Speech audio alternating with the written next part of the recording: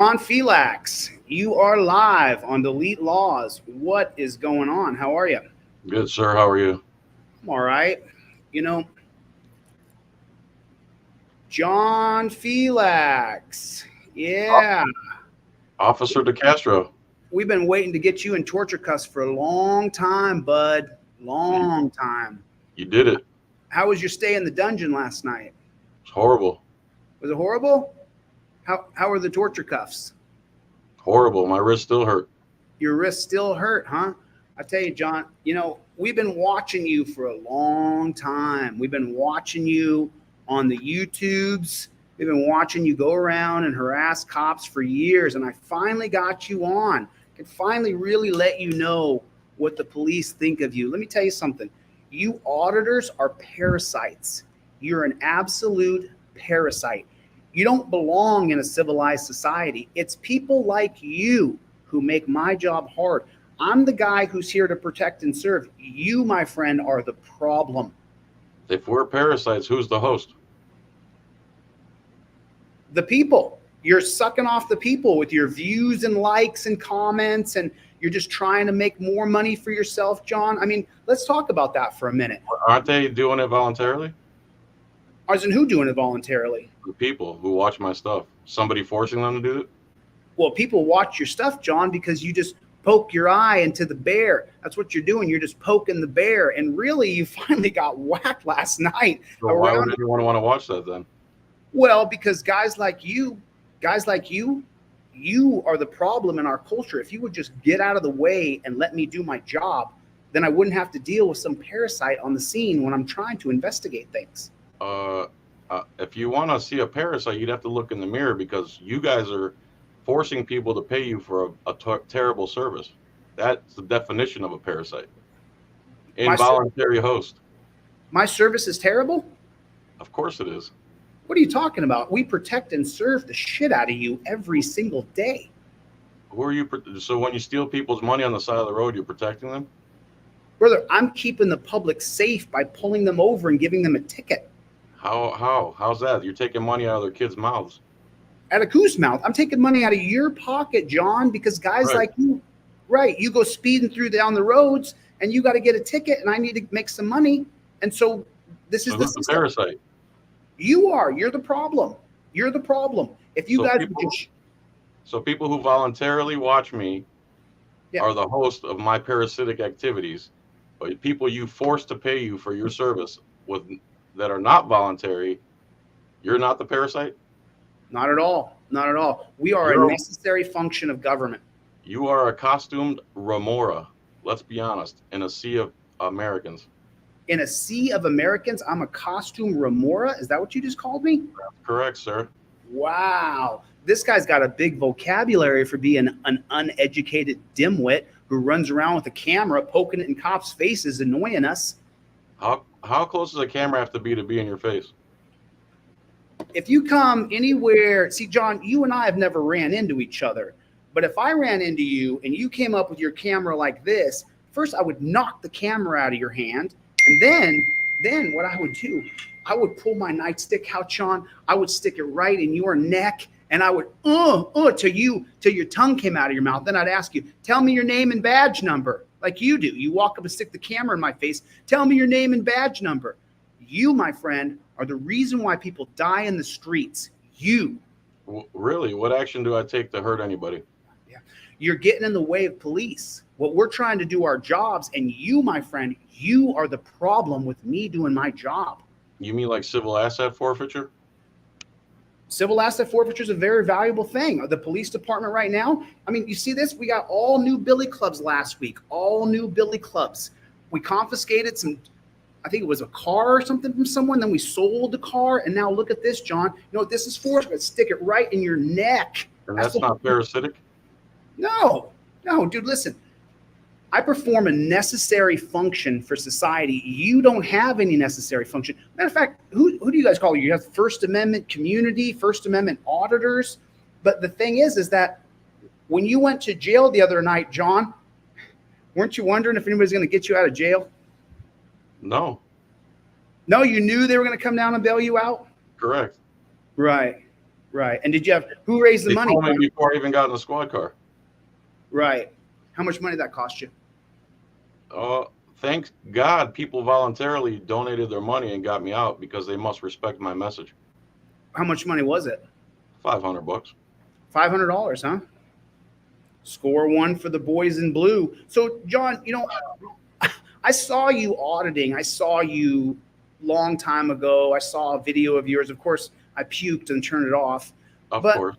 I'm just curious, you know, what made you the way you are? What made you that you are?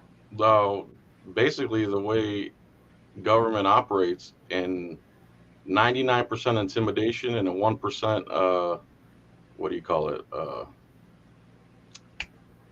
Little bit of sugar with the sour, right? Yeah. Yes, Listen, exactly.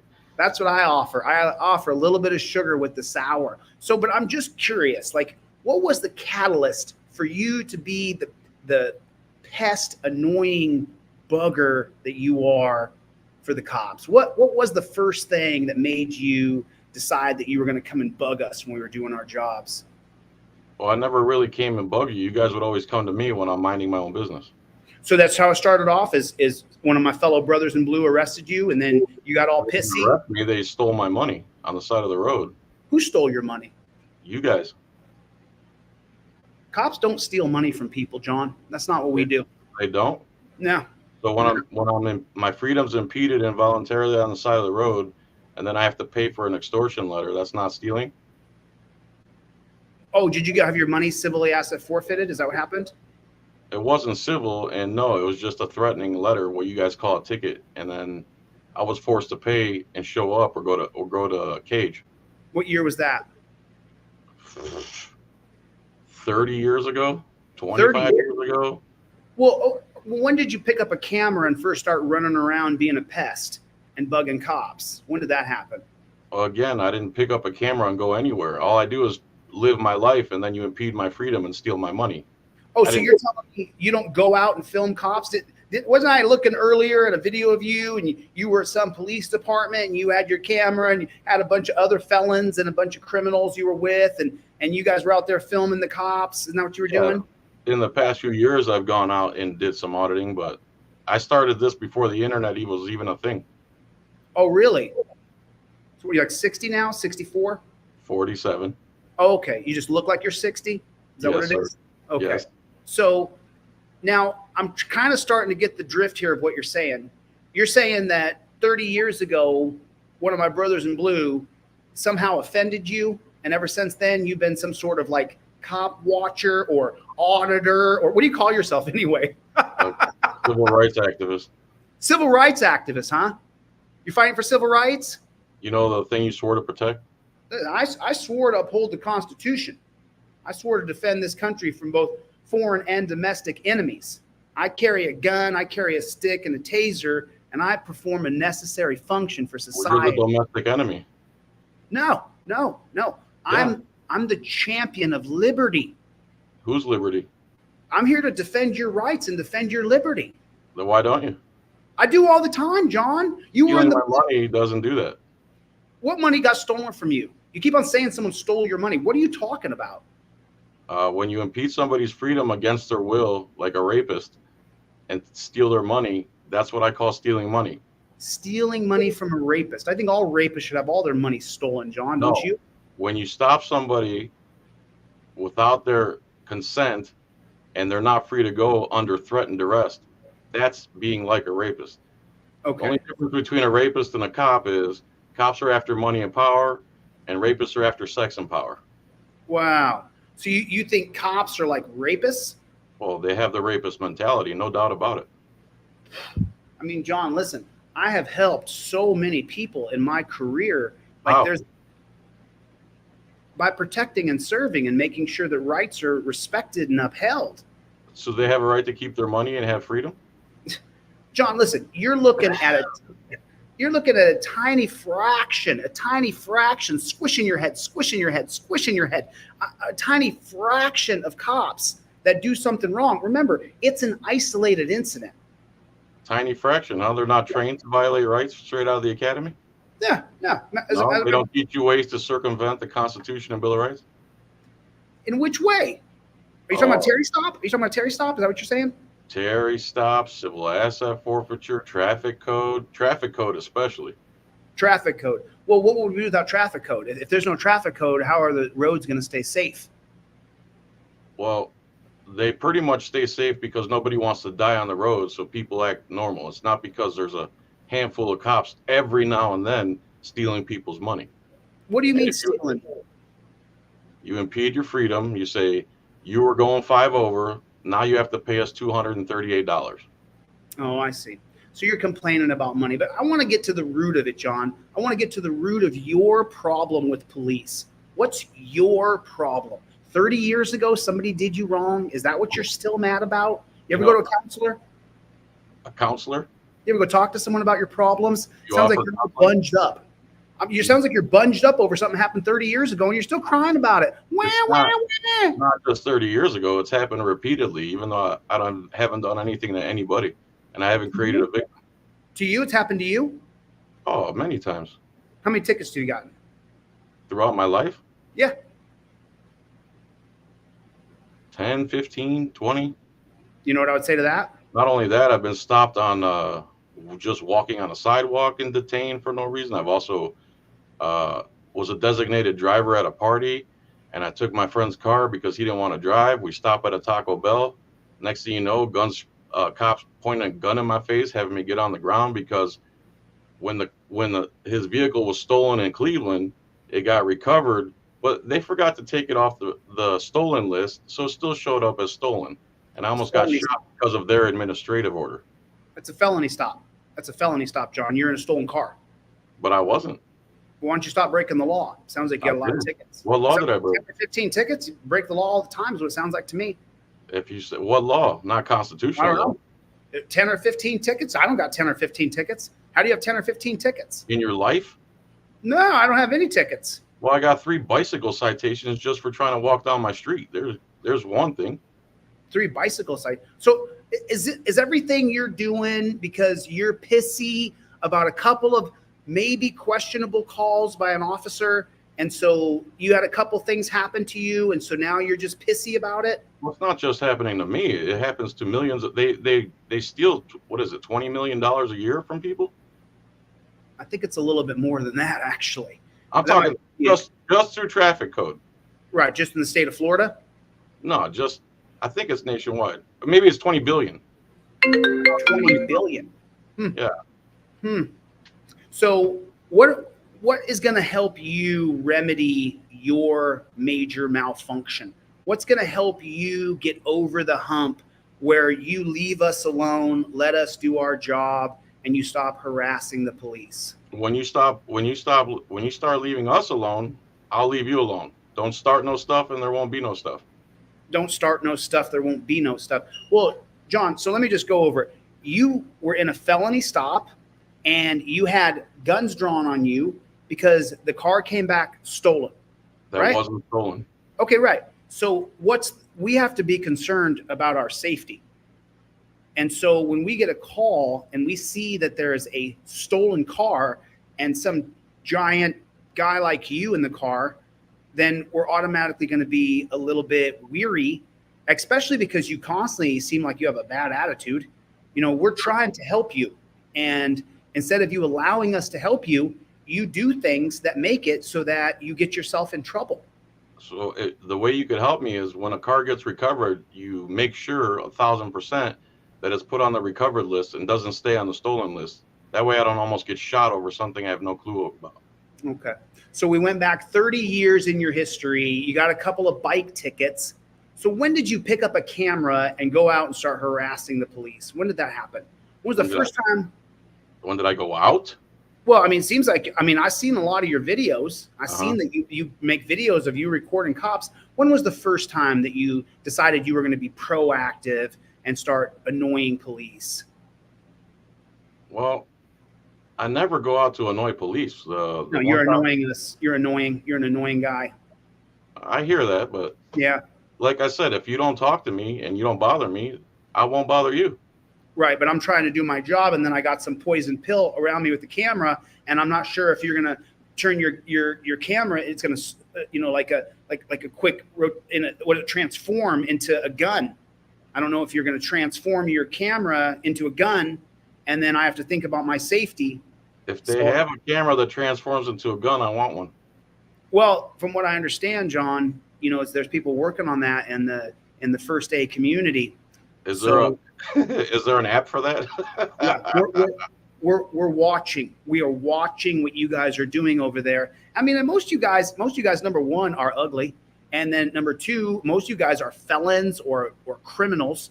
Most of you guys don't have any education, don't know anything. You go out and you guys talk about cops not knowing law. Half of you First Amendment auditors don't know a damn thing about the law. You guys don't know anything. You go out there and you say misinformation, and then you spread around your misinformation. And so you got a whole troop of people on YouTube who all believe qualified immunity is the most important thing. I always say to any cop or government parasite that if you think what I say is wrong or I've made a mistake somewhere, feel free to come and live debate me and put me in my place. And for some reason, no one takes that challenge. Well, of course not. So, of course not. What? Why do I need to debate you when I have all the power? I got all the power. Well, then you're running on your own ego, and you're not running on truth and logic. No, I'm running by the powers bestowed upon me by getting my peace officer certificate. And then I never bestowed any power on you. I never gave you authority over me that way. The only authority I've given you is to preserve, protect, and defend the Constitution. So then you're a sovereign citizen, and you think the laws of the land don't apply to you. The laws of the land are the Constitution. Right, and that's what I'm doing. I'm upholding the statutes and codes of the great state of Florida, and so that's what I'm doing. Do the statutes and codes have to be congruent with the Constitution or no? They do, and they are. But they're not. You're saying these things that we're doing things that are unconstitutional, but I don't see very many cops going to jail for constitutional violations. Where are all these bad cops who are now doing prison time for violating people's rights? There's hardly any. So what are you talking about? Well, they consider it a civil matter, and they also have qualified immunity, as you know.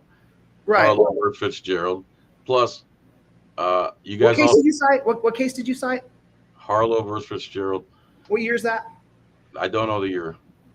You think that's the qualified immunity case? I think it is. I could be wrong. Yeah, I think you are wrong. I think it's Pearson versus Ray, 1967. I believe that's where police are going to get qualified immunity. Like I said, everybody watching now, you get to see these dumb YouTubers out here, blah, blah, blah, blah, blah. Listen to me, listen to me, listen to me. And the guy don't know diddly squat bupkis. Nothing. Make me look it up now. Go ahead, look it up, Johnny boy. Look it up, John. Look like you're a little red in the face is what it looks like to me. Looks like I was out at the DMV today in the sun. Harassing cops. No, actually, we were just standing there, and then some bigot called me the N-word spick because I was recording and said because she walked by us with her kids that I was engaged in child pornography. Are you telling me you're engaged in child pornography? Is that what you're saying to me? No, sir.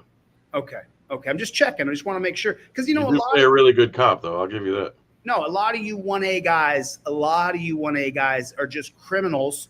You can't get a job doing anything else because of your felony. And so what you did is you picked up a camera and you went running around, filming people with your camera because you can't get a job anywhere else. And you get clicks and views and likes, and then you get a paycheck from DoTube. I mean, it's cast in stone. Like the police officers that I work with, we all know the gig. We all know the game that you're playing. We know what you're doing, John. And we know you're all about just making the money. How much money are you making? You making $10, $15, $20,000 every month just filming cops? Are you kidding me? No. I wish. What kind of money YouTube has shadow banned me like 2-3 years ago. So I have 250,000 subscribers and I might get 2,000 views per video. 2,000 views per video. Unless something crazy happens. 2,000 views is maybe $10, $15.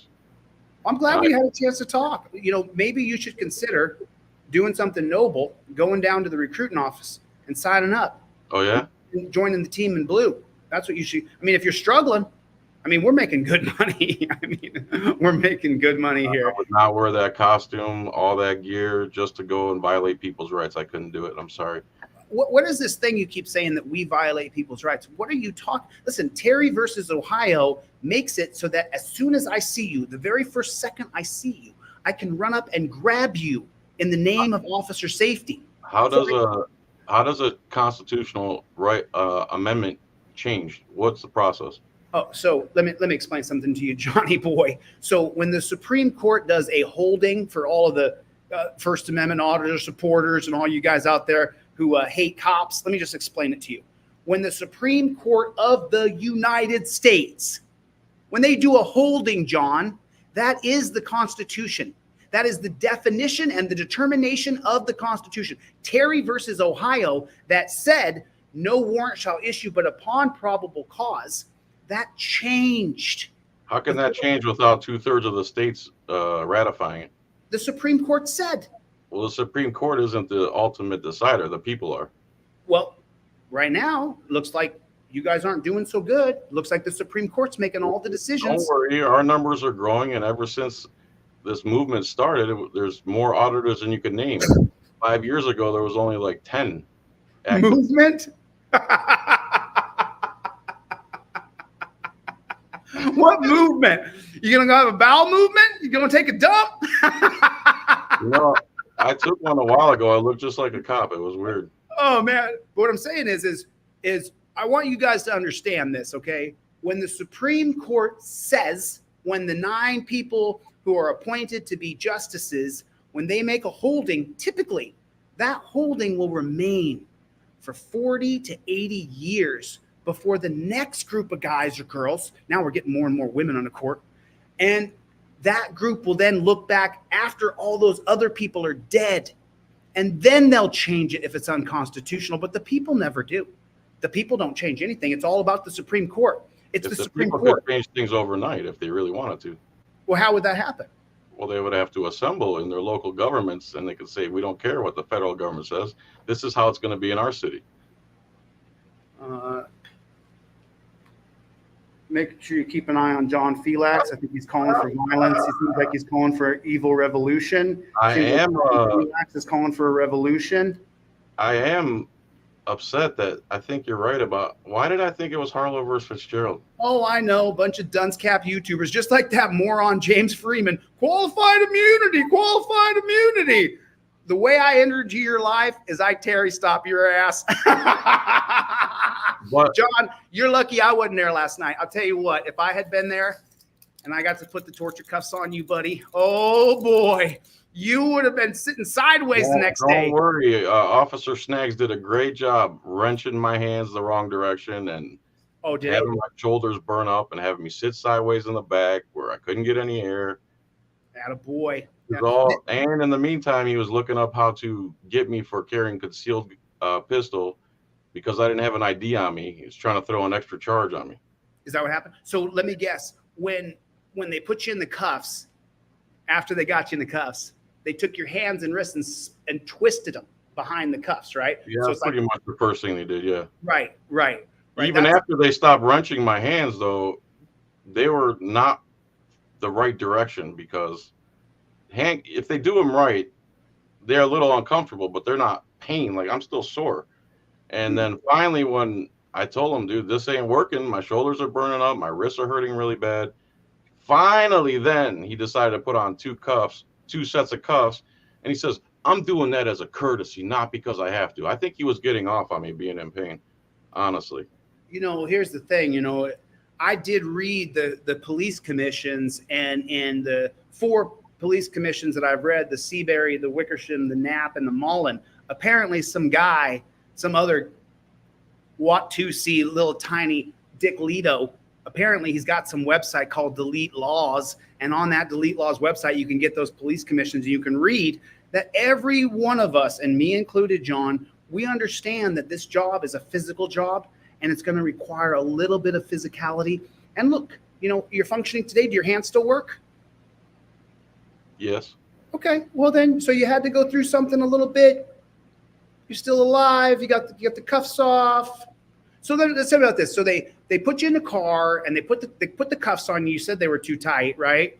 Cry me a river. And so then after that, the cop says, "How did they put the 2 cuffs on you before he took you down to the jail, or did he put the 2 cuffs on you right there on the spot where you were?" Oh no, he made me take a ride to a bouncy ride down to District 3. Then he parked in the parking lot behind the gate. He called the paramedics because I was having a hard time breathing. Right. And they came and took my vitals. And then finally after that, he told me as a courtesy, he's going to put on 2 cuffs. Not because I have to, he says. Oh, I see. Is it, what I think personally is that people in general, Americans, they don't exercise or stretch. And so what happens is when we put you guys in the cuffs, you're not used to putting your arms behind your back like this. And so what happens is it puts an immense amount of pressure on the shoulder. Most people will do push-ups, but they're not doing lat pulls. And so your shoulders naturally hunch this way. And so when we put you in the cuffs, you're pulling you back like this. And then it just takes 5-10 minutes. You're singing like a canary. You're right. Crying You're right in the back seat. Everything you just said is right. Out of shape, bad shoulders, no exercise. You nailed that one. I'll give you that one. Right. And then what happens is you get that stretch on the ligaments, and pretty soon the wrists are hurting. That's one thing. But the shoulders, ooh. Oh, yeah. They were burning. Burning, right? Did you feel like you were having a heart attack? Like your chest was Not a heart attack, but my shoulders started burning, even with the double cuffs. The single cuffs were bad, and then when you put the double cuffs on, it was bearable. It was a little uncomfortable, but it was bearable. But then again, after 5-10 minutes, your shoulders start burning, literally.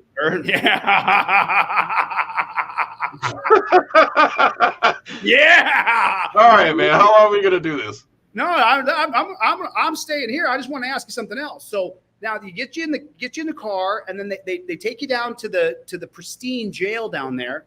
And so tell me what that process is like. When they take you do they wheel you into the jail, or do they take you out of the car, then walk you into the jail? What's that like? Officer Snaggs got out of the car, opened his trunk. I think he disarmed himself. It was like a little garage. Closed the door, got out of the car, disarmed himself, threw a bunch of stuff in his trunk, and then he came and took the cuffs off of me. And then we walked into like this man trap, between 2 double doors. And I'm asking the guy, is there cameras in here? Am I going to get raped or murdered in here? And he thought that was a joke. And basically they think everyone who's been in there has been in there 100 times. I've never been to jail, and I was being serious. Wow. When they had me turned over a table, and this guy stuck his hands all over my junk. I mean, he didn't stick a finger in my butt, but he was all up in my crack, going around my waist several times. It was so thorough. Right. And I've already been frisked 2 or 3 times at this point. I even told the cops before they put me in the car, just so you guys know, I have a pistol on me if you want to take that off of me. So then they gave me a prison jumpsuit, or prison, the orange thing, and the sandals that don't have a left or right foot. They're just straight on, and they're made out of hard plastic. Right. In the cell, they put like a rolling curtain on there, and I'm like, "Are you gonna watch me change?" He's like, "You've been a fucking smart ass this whole time on purpose." He's like, "Get this fat ass a 5X. He can't even squeeze into this." I'm like, "Whoa, dude! I wasn't being a smart ass." So I apologized to him, and I shut my mouth the rest of the time and just sat there. So when you came in, he took you out of the cuffs, then he walks you into this little room, and then you said that they bent you over a table? Well, they made me bend over and put my hand, like you would a police car, on the table. And bend your body all the way over. And then they take their fingers, and I need people to understand something, that when we need to skiff you down, we need to really get into every single crevice. And because a lot of times, there's going to be stuff or drugs, or, people like John could be bringing contraband into the pristine jail that we have created for these folks. And so when we skiff you down, I got to get my fingers, and my fingers got to go I got to dig into the crevices of things. So did they make sure they got in the crevice of the backside reil well? And they got it in there. They got it in there. I thought I was making a gay porn for half a second there. And then they reached up and grabbed and on both sides of the. That's right. And then, so then after they did that to you, then they make you take off all of your clothes in front of a stranger, strip down Correct. completely naked. When I asked him if he's going to watch me, that offended him so bad for some reason. Like, you already frisked me. Why do you need to watch me change? I don't get it. Well, we make sure that there's nothing that you had maybe stashed somewhere that maybe my intense frisk didn't find for some reason. I mean, there's people, you'd be amazed what they do. And so because that one person who may do something absolutely crazy and insane, we have to make sure that all of you are not crazy and insane. That's why we really got to get in the backside. We got to get our fingers and try to get in that backside to get our fingers in there so that you're not one of those crazy people. How did we know that you weren't one of those nutballs? In our defense, John, can you just come to our defense here for a second? There are crazy people who do crazy things and put things in crevices, or they're not. Sure. Okay, so then how do we know you're not one of those nutballs that stuck some crazy stuff in your crevice? And so we got to get into the crevice, John. All right. I guess. So then when you strip down all your clothes, you strip down naked in front of one of my brothers in blue? No, I was a prison guard. Prison guard. Oh, we're all the same. We're all. No, I think those guys are worse. Well, they just bring in, they bring in the authority and they bring in the order to the jail. They make sure that if there's going to be any contraband, that they're going to make sure they oversee anything that's going to happen with contraband. Because, as you know, we have a zero tolerance policy on contraband, and we snuff that right out, John, and make sure guys like you. So then you then had to strip down naked in front of a prison guard. And so did he make you turn around and spread your butt cheeks? No. Okay. So he just watched you strip down, and then you stuck your feet in those shoes? Yeah, them straightforward plastic hard sandals. Did you get a rinse? Did you get a shower after that? Okay, so after that process, after you get on your yellow jumpsuit or orange jumpsuit, which I'm sure looked good on you, and then where you go from there? Then you go sit in a little, it's all one big room, but there's like certain sections of seating, and I sat down and you wait for your vitals to be taken by like a third-party nurse that's not affiliated with the jail. Oh, I see. So are you chained down in the different sections? No. Okay. Because in Nevada, I'd heard on another video from one of you other activists that in Nevada, when they went into the jail, there was a bunch of seating, and then they were cuffed in each different seat. So when some people who came in stayed cuffed, and they didn't have the orange gear. They had like this Velcro dress. I guess they got extra violent with the cops and resisted, so they put them in like this. It almost looked like a bulletproof dress with straps over the top, and they were like handcuffed and shackled. Wish I'd been there to see that. And one guy also had not only that, but the big spit guard mask over his head. Yeah. If we say that you spit at us, then pretty much you're going to get a spit guard put on.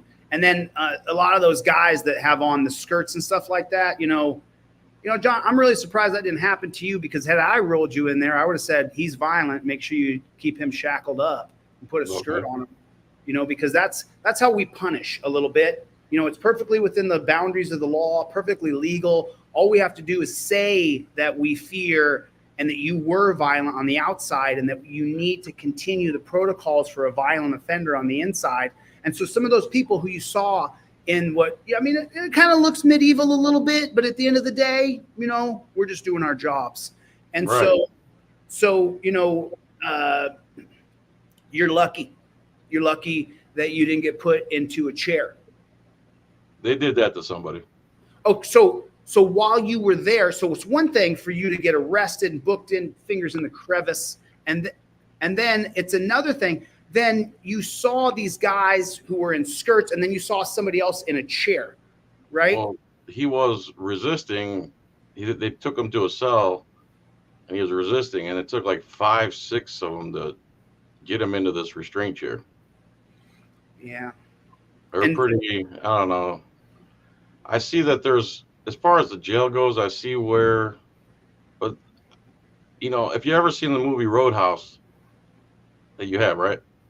I've seen it. Like Patrick Swayze's technique was, he was aggressive enough but his main rule was be nice. They're just dropping F-bombs and degrading everybody. Why can't you be professional while applying the necessary force? Why do you have to like be mentally degrading these people? Because technically everyone's innocent in there until they prove them guilty, and they should be treated as innocent. And don't get me wrong, if they need to control them physically, fine, but why does it have to turn into like sadistic torture at some point? You know, look, anytime there's a force being applied to somebody else and the people applying the force are in uniform, then you guys are going to look at that and think that it's some sort of sadistic, twisted thing. The truth is that because of the 1980 case of Johnson versus Glick, which is the foundation of understanding if you can file your 1983, your civil rights lawsuit against one of the prison guards, and all y'all have to know this. If you do get arrested and you are taken to one of our pristine jails, then the guards don't have any limits on how they can keep order. You saw it, right? Right. Yeah.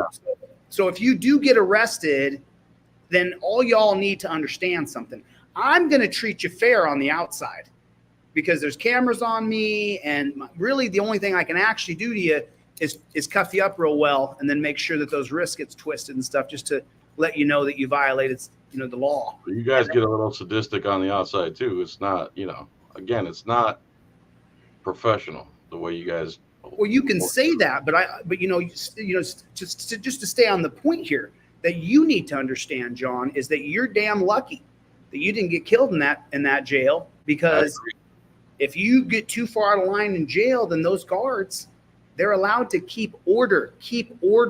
This is the holding in Johnson versus Glick. Keeping order, just like officer safety, everything we do is about officer safety because the Supreme Court said officer safety. So now every policy, every procedure, everything, we got that little caveat into everything being about officer safety. So we can take any situation, say it's officer safety. Doesn't matter what situation it is, because the Supreme Court gave us that right. And then for you, a bunch of yahoos, a bunch of criminals who follow this criminal, if you go to jail, Johnson versus Glick, they have the same kind of holding. For the cops on the outside, it's called Terry for officer safety. For the prison guards on the inside, it's called keeping order. And under the banner of keeping order, you better be careful. There's no specificity to that. It's just keeping order. It's a vague like that. Yeah, it's a broad term. We can cover. One of you moron auditors can cover Johnson versus Glick. We can listen to the oral arguments. They are online. They're available online. And keeping order is what the Supreme Court said. So now everything in the jails, if you listen to what the guards say, it's all about keeping order. You have to keep order. So that means anything can happen to you. So then after you go in there, they give you your orange jumpsuit. Do you find a boyfriend right away? No, it took me a while. Okay. So how long are you in there? What? How long are you in there for? How long? I was in there from like 1 a.m. until 7:30 in the morning. They had bailed me out at they paid my bond or bail or whatever it's called at like 5:30, I think. Mm-hmm. But they still held me an extra 2 hours for I don't know why. Mm-hmm. Well, how much sleep did you get? Not much. Did you? We were just sitting in like a waiting room, like a lobby. Oh, so there was no place for you to lay down? Oh no. Oh. I was just leaning forward on the chair in front of me, falling asleep like this on my side. Wow. Mm-hmm. There's also people screaming in the cells, I'm sorry. There's also people beating on the walls in the holding cells. And, it's not a relaxing environment by any stretch. So let me try to encompass this. So what you're telling me is when you go into one of our perfect, pristine, clean, orderly jails, there's people in there who are screaming and yelling that are losing their minds because they're locked in a box. The guards are keeping order, putting people in chairs and using the force necessary to get people in chairs. There's people who don't have beds to sleep in, even though it's 4 o'clock in the morning. So they're slouched over, holding their bodies up with any body part. Roll of toilet paper, maybe. Use a roll of toilet paper. You try that one? Get a little ingenuitive over there, Johnny. Toilet paper was locked behind the door. Oh, they locked it. And then let's talk about that. I mean, if you're not afraid. So then what about the bathroom? How was the bathroom for you? Oh, the bathrooms they had locked were nice, but The second time I asked to use the bathroom, they told me to go to a holding cell, and it was like the stainless steel toilet that had like barnacles growing on the inside or something, and it smelled like death. Oh, I see. So you had to go to the bathroom. They told you to go to a holding cell. The second time. Okay. So the first time you went to the bathroom, you went to a bathroom where the door shut and locked.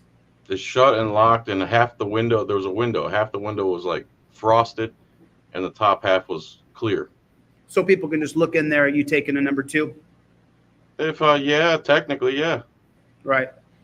We do that just because, as you know, there's a small percentage of people who will do all kinds of things in the bathroom, and so we need to make sure that you're not one of those people. You know, you guys have to understand what we're doing here. You know, we have in the bathroom. You mean hurt ourselves? Like, what would we do in the bathroom? Hurt ourselves? I mean, you might stick your head in the toilet. You know, you might try to hang yourself like Jeffrey Epstein. You know, there's all kinds of things you may try to do. You may take the feces out of the toilet, try to eat it. I mean, we have all kinds of people, John, do all kinds of things. So we need to treat you all the same. I'll tell you, the feces from the toilet would have been better than the food they were handing out. Oh, okay. So but let me finish on the bathroom break, because I want to finish this whole bathroom thing, so I understand that I can congratulate my jail guards on their performance with you, because you know I heard you were treated excellent. I heard you were treated excellently. So number 1, they let you go in the bathroom with the half the window first, huh? Did you say thank you? Did you say thank you? Okay. I was very polite after that first guard yelled at me. Yeah. Then secondly, they had you had to go to the bathroom in the holding cell. Now, who was in the holding cell? Nobody. Okay, so there was nobody in there. And what was there a toilet seat on there, or was it just a round can? It was just a stainless steel toilet with literally years of buildup inside of it. Oh, okay. Years. So inside the rim of that was like an oyster bed. Oof, nasty. Yeah. Don't break the law, John. They weren't oysters. Don't break the law. If you didn't break the law, you wouldn't have been there. Correct. We're going to get into that in a minute, but let me keep going a little bit further here. So then when you went in there, did you have to go number 1 or number 2? Number 1, thank God. I don't know what I'd do if I had to go number 2. I'd be so upset. Number 1. You went number 1? I turned into a Greek hovercraft at that point. I didn't know you were funny, John. Yes, you did. Shut up. So then after that, let's talk about that food. So they take you in there. It seems like you're peeing all the time. So were you drunk? No, I don't drink. Doing drugs? I don't. No. Meth, heroin? Okay. I got to ask. A lot of you First Amendment auditors, that's, you know what I'm saying, that's the program. So you're not on any substances. You got to go to the bathroom a couple times. And then do you ask for food, or is food brought to you? Well, there was 2 guys in there who must have had a higher status, but they still had like prison uniform on. It was just a different color. And I knew they were a higher status because they got to wear shoes. And they were, wow, look at it. You see, we're good guys. We're good guys. To me, they almost seem like bouncers, but I think they're like other inmates that are like working. Yeah. And they had a bus tub, and it was filled with sandwiches. They gave me a little tiny carton of apple juice, and then 2 slices of white bread and some type of circular mystery meat. I didn't even touch it, either one of them. Yeah.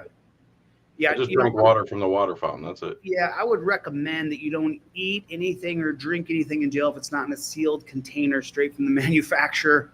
You know, I mean, you're going to lose a little weight, but compared to what's going in that meat, you know what I'm saying? Like, remember, those meat processors are trying to make money, and we only have so much of a budget. So we buy the most economical. We get the most economical meat, so that, and then we freeze that meat, freeze it, so that we can, especially if we get a sale. Oh man, we're big on sales. And then we will freeze, hundreds and hundreds of pounds of this meat. And then when we thaw that meat out, sometimes it gets a little bit, frayed and stuff like that, just because it's, such thin meat anyway. And then, just so you know, I just don't know what those food manufacturers are putting in that meat. I'm not saying any of our brothers in blue or any of the prison guards would have anything to do that was nefarious, but, so you didn't eat the sandwich? You didn't have the bread? We offered you something to eat, is what you're saying? Okay, you see that? Yeah. For the people who are watching this, we clearly took care of John. We offered him food, and we gave him a place to go to the bathroom, gave him a place to sit down where he could kind of sleep. The medical people were cool. The medical people were cool? But they're not affiliated with the jail. She said it was like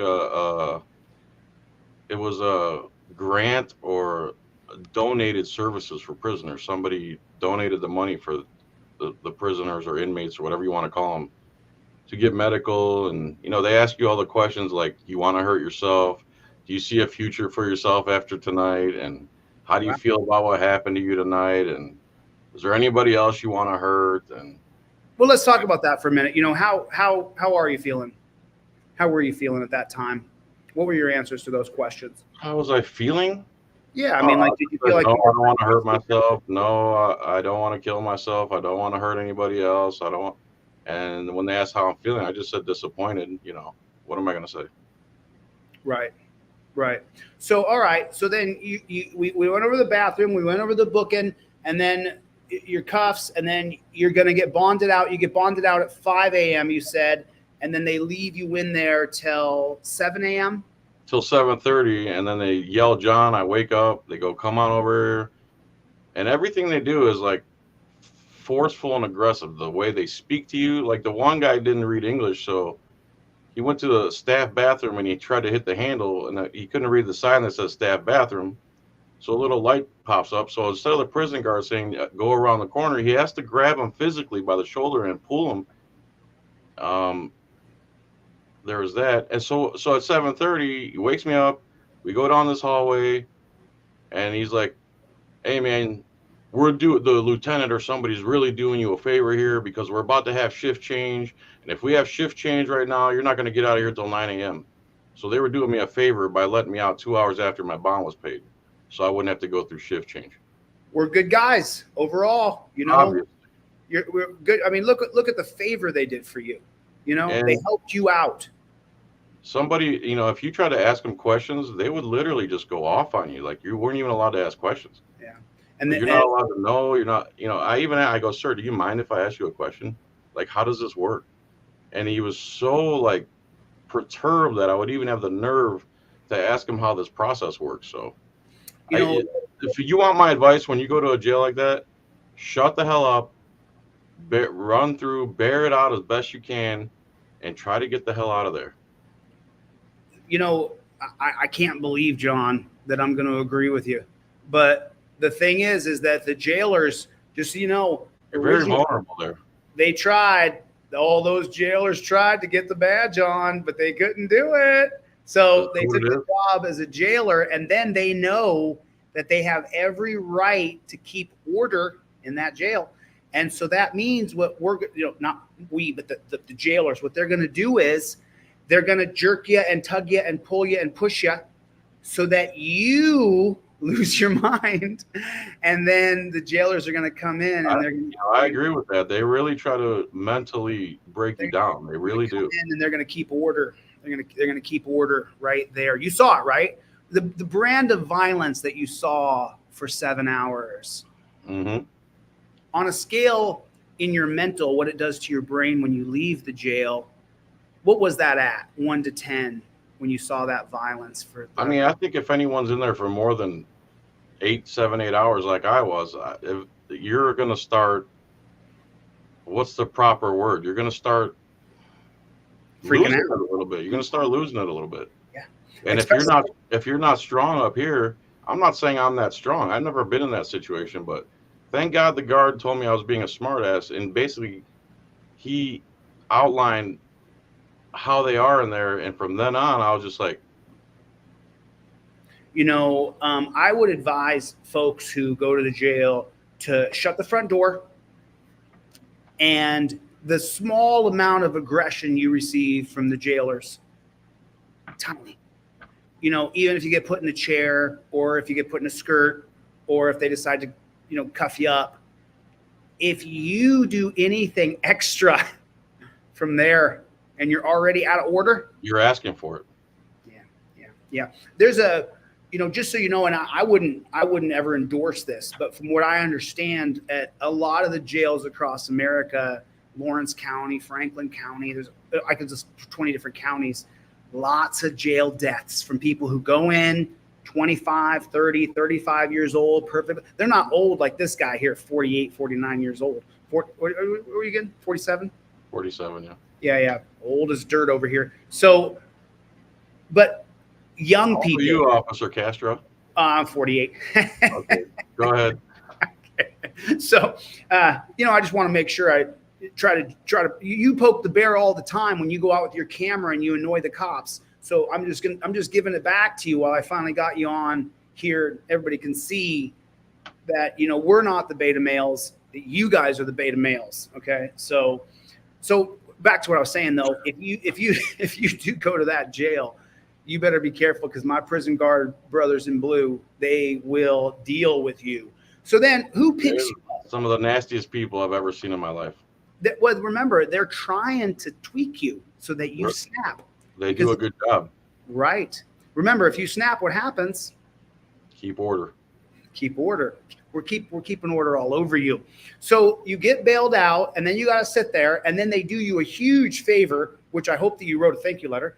And then I'm working on it. Who picks you up from the jail? Chuck Bronson, Eyes on the State, and Joey Surreal picked me up from the jail at 7:30 in the morning. God bless them. Thank you so much, guys. Again, I can't thank you enough. Couple of real pieces of shit on YouTube, just trying to get clicks and likes and views, trying to get comments, hoping they super chat them. Someone send me a super chat. Like that's yes, Officer Chille, and their subscribers actually donated the money to get me out, and I wish I could call them all personally to thank them. My name is Officer. You. That's my name. Okay. Yes, sir. Yes. Yeah. So these two guys, these other two hoodlums, come and bail you out, and then now see, this is the part. Three hood rats running around with their camera. I'm filming cops. Look at me. I'm for justice. So here's the part that people don't talk about when they talk to other people about their jail experience. And this is the part, because I have arrested the same guy dozens of times. And Can I call for 1 second, sir? I'm sorry. Go ahead. What did you say? I'll talk to the audience while he's away, because Did I not say that? You know, Eyes on the State. I don't know if I said Eyes on the State. Him too. He really helped me. Go on. Okay, cool. You just giving a shout out to one of their hoodlum brothers. What's his name? Yes, the State. Eyes on the State. If anybody finds his channel, do me a favor and make me aware of that channel, so that we can keep eyes on the hoodlums in our country. All right, so here's the part that people don't talk about, and I want to talk about it with you a little bit, because I want to unwrap this so that people really understand. When you get out of the pristine, pretty, perfect jail with the sweet order-keeping guards, and then you leave there, you kind of debrief with your hoodlums, and then when you get home, do you fall right to sleep? No. Tell me what that's like. When you get home and you're starting to unwrap what has happened to you, do you cry? Do you cry? What made me want to cry is how everyone came together and bailed me out. That's what made me want to cry. I was very humbled by that many people care about what I do and what I think and my ideas. But the only thing I was worried about is my wife. My wife's the best woman in the world, and the fact that she lets me do these things without whatever you call it, without any resistance, is a testament to who she is. So I'm only worried about upsetting my wife. Other than that, you know, well, I care about everybody, don't get me wrong, but she's number one. Well, tell me about the experience, though, because this is something that if people have not been arrested and gone through the process, then I want you to help me understand, when you go home and you get to your wife, you finally give your wife a hug, and what's the next few hours like when you get home? Talking with her about what happened and what's gonna happen, and I took like an hour-long shower because I felt disgusted, and eventually, you know, talk in bed and fall asleep. Right. How were the dreams? I don't know. I didn't really have any dreams. And when you wake up the next day, was it the first thing you thought about as I was in jail? The next day is when things start sinking in, and it wasn't until later on in the day when I start to realize the gravity of the situation, and that I can actually do time for shining a flashlight at a cop's feet. So we're going to go into that. From what I understand, you did a little bit of research here, and we know the Florida statute that you're charged with, and we're going to take a look at that. But now, when you were on the scene yesterday, what did you ask the officer to identify himself with his name and badge number? Many times. Okay. And did that officer identify himself? He refused. Him and the guy next to him, the one that was driving an unmarked car. Okay. And so I didn't even know. Technically, I didn't even know they were officers. They had the costume on. Don't get me wrong. They had the vests on, but just like we see right here, right now, anyone could be wearing that costume, right? Right. Yeah. You got a point there, don't you? You got a point there, John. I mean, just because you're a hoodlum doesn't mean that you're dumb. Thanks. I'm actually going to go ahead and I'm going to pull up your arrest video right here. Go ahead. And I'm going to show the people here what kind of hoodwink stuff you were doing yesterday. And I want to go through this just kind of bit by bit so that the people can see that John was acting like an absolute and total hoodlum. He was interrupting everything we were doing. So this is John. This is the beginning of it. Now, right here is the back and forth is going to begin with this. So these people are getting lucky. So do you see right here? What can you guys see? Let me take a look at the. Sorry about that. Let me get John and I's ugly face off there. And then right here, you're going to be able to see, if you take a look, you see the light hit the ground. There it is right there. Okay. So John interprets for him. You were on the road. We don't need to hear it. And they're talking back and forth. And right here, you're going to flash that. Let me listen. Funny, huh? You understand that? They sound like when they. Let's take a look at that flash. Don't understand. He just gives it the. Oh, he thinks that's funny, huh? Oh, now right there, you got him in the face, John. You got him in the face. Earlier in the video, though, he was shining his light in my face. Oh, and he was. Oh yeah, and mind you that I was doing this. I did shine in their face a few times, but they never said a word up until I started saying Zig Heil every time they pulled somebody over. They finally got tired of me, and then they used the flashlight as a reason to arrest me. And what does Zig Heil mean? You know, I don't know exactly what it translates into. I just know they would say that in World War II Germany. Doesn't it mean victory or something?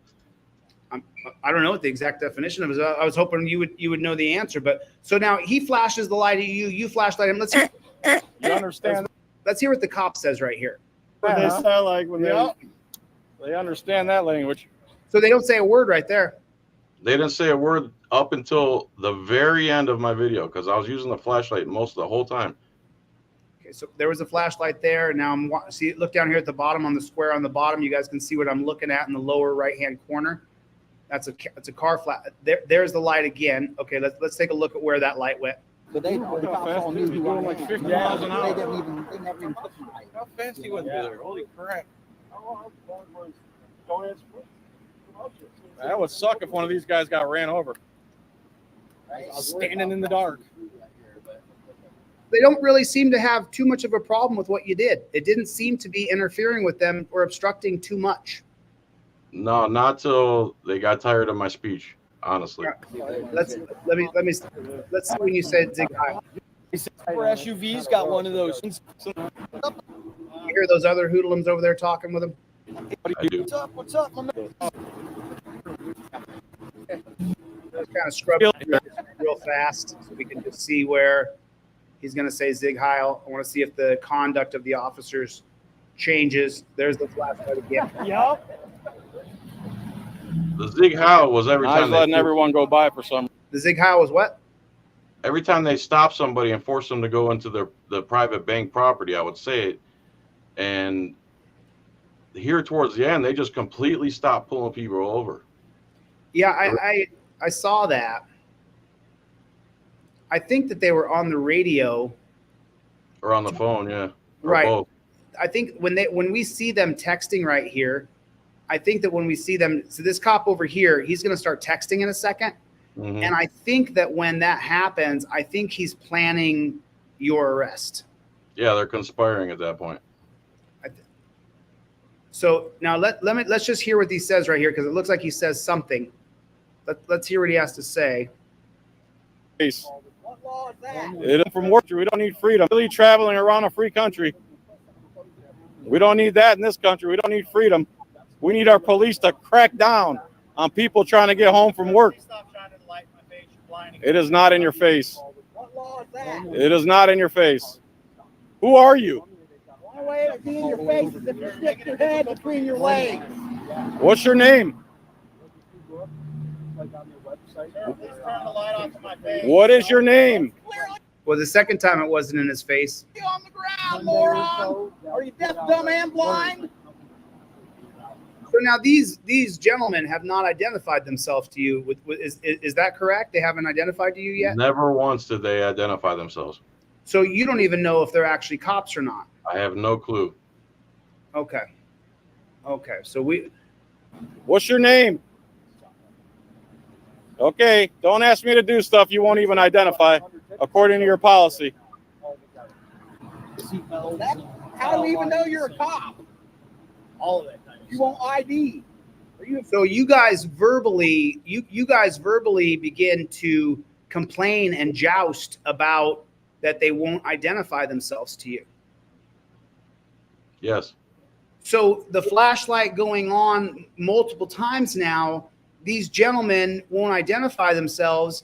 There has to be some doubt in your mind that these are actually even cops.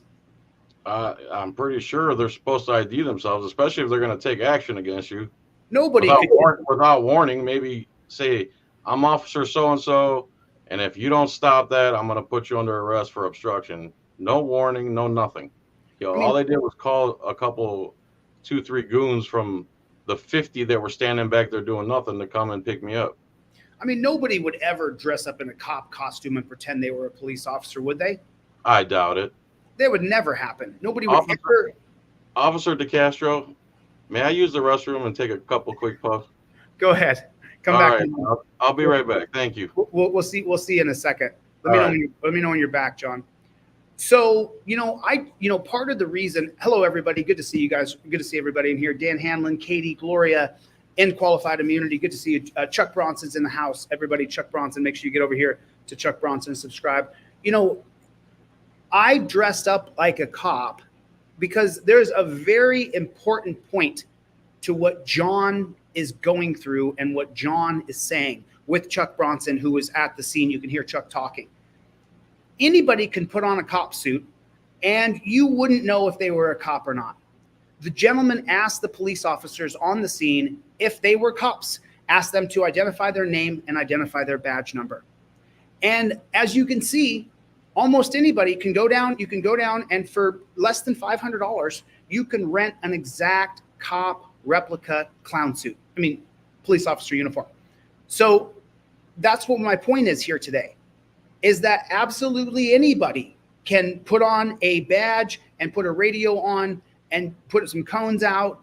And the reason why we have the Badge Transparency Act of 2020 didn't pass. It got wrapped into another bill. And we do have a badge transparency law. I'm just not sure what it is. It's wrapped into a big bill. But just so everybody knows, the original bill was HR 7711, which was the Badge Transparency Act of 2020 that got wrapped into another bill and it got passed.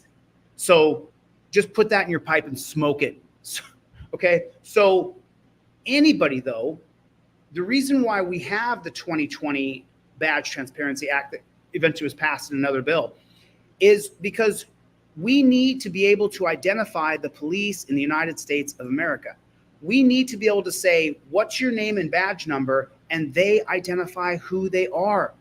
It's only fair. And the idea now that states and counties and boroughs, and if it happens in your town where they're going to blur out the face of the cop in the body cam footage, you guys need to sue. You need to go after that. I'll tell you what, if they had blurred the body cam footage of my arrest in Vegas, if they had blurred the body cam footage of my arrest in Ohio, I would sue them for violating you can't do it. And we have to fight back. We've got to fight back. And the way we can fight back is by going at them with petitioning, with your lawsuit, by filing your complaint. For the love of God. And you know what? Tomorrow night, set the live DLZ clips.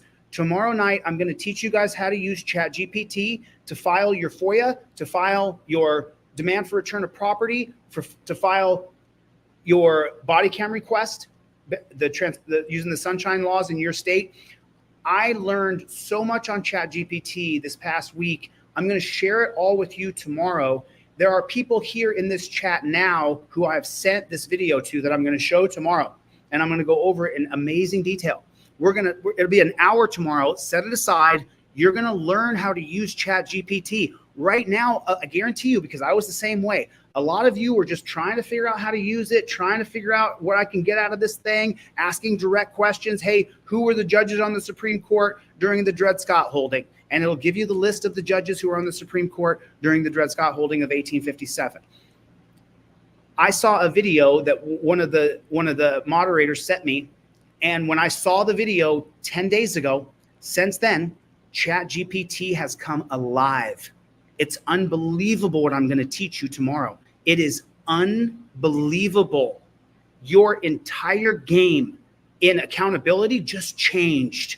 The way you're going to be able to file your records with the police departments, to get your demand for return of property, to get the body cam footage, to FOIA the information that you need, just changed.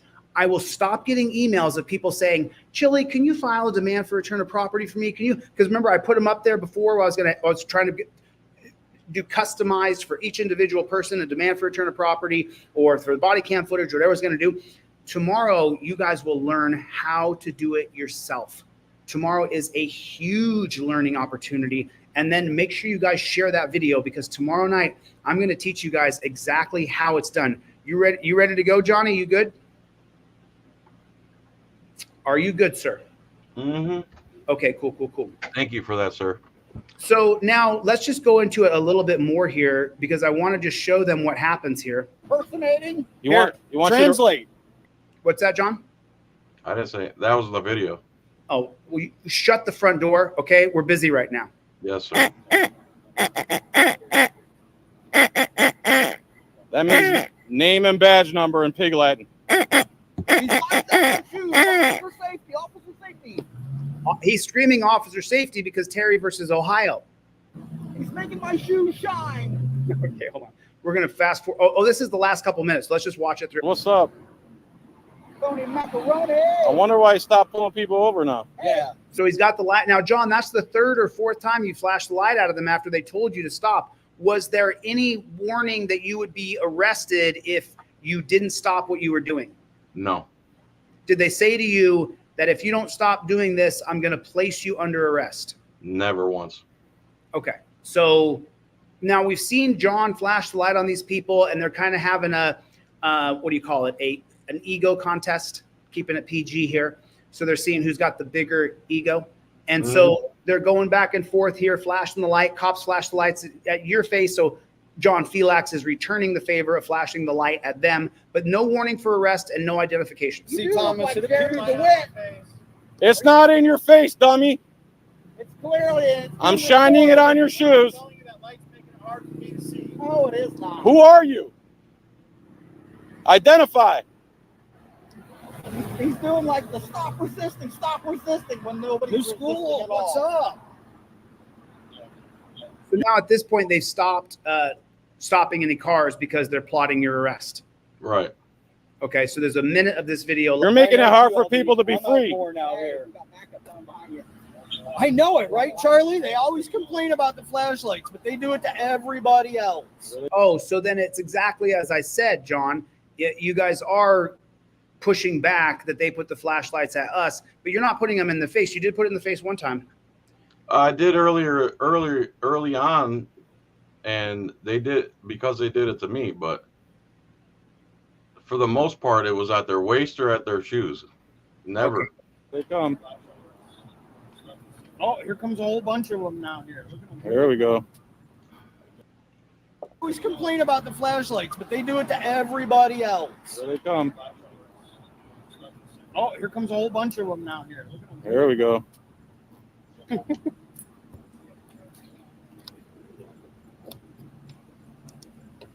Piggy time.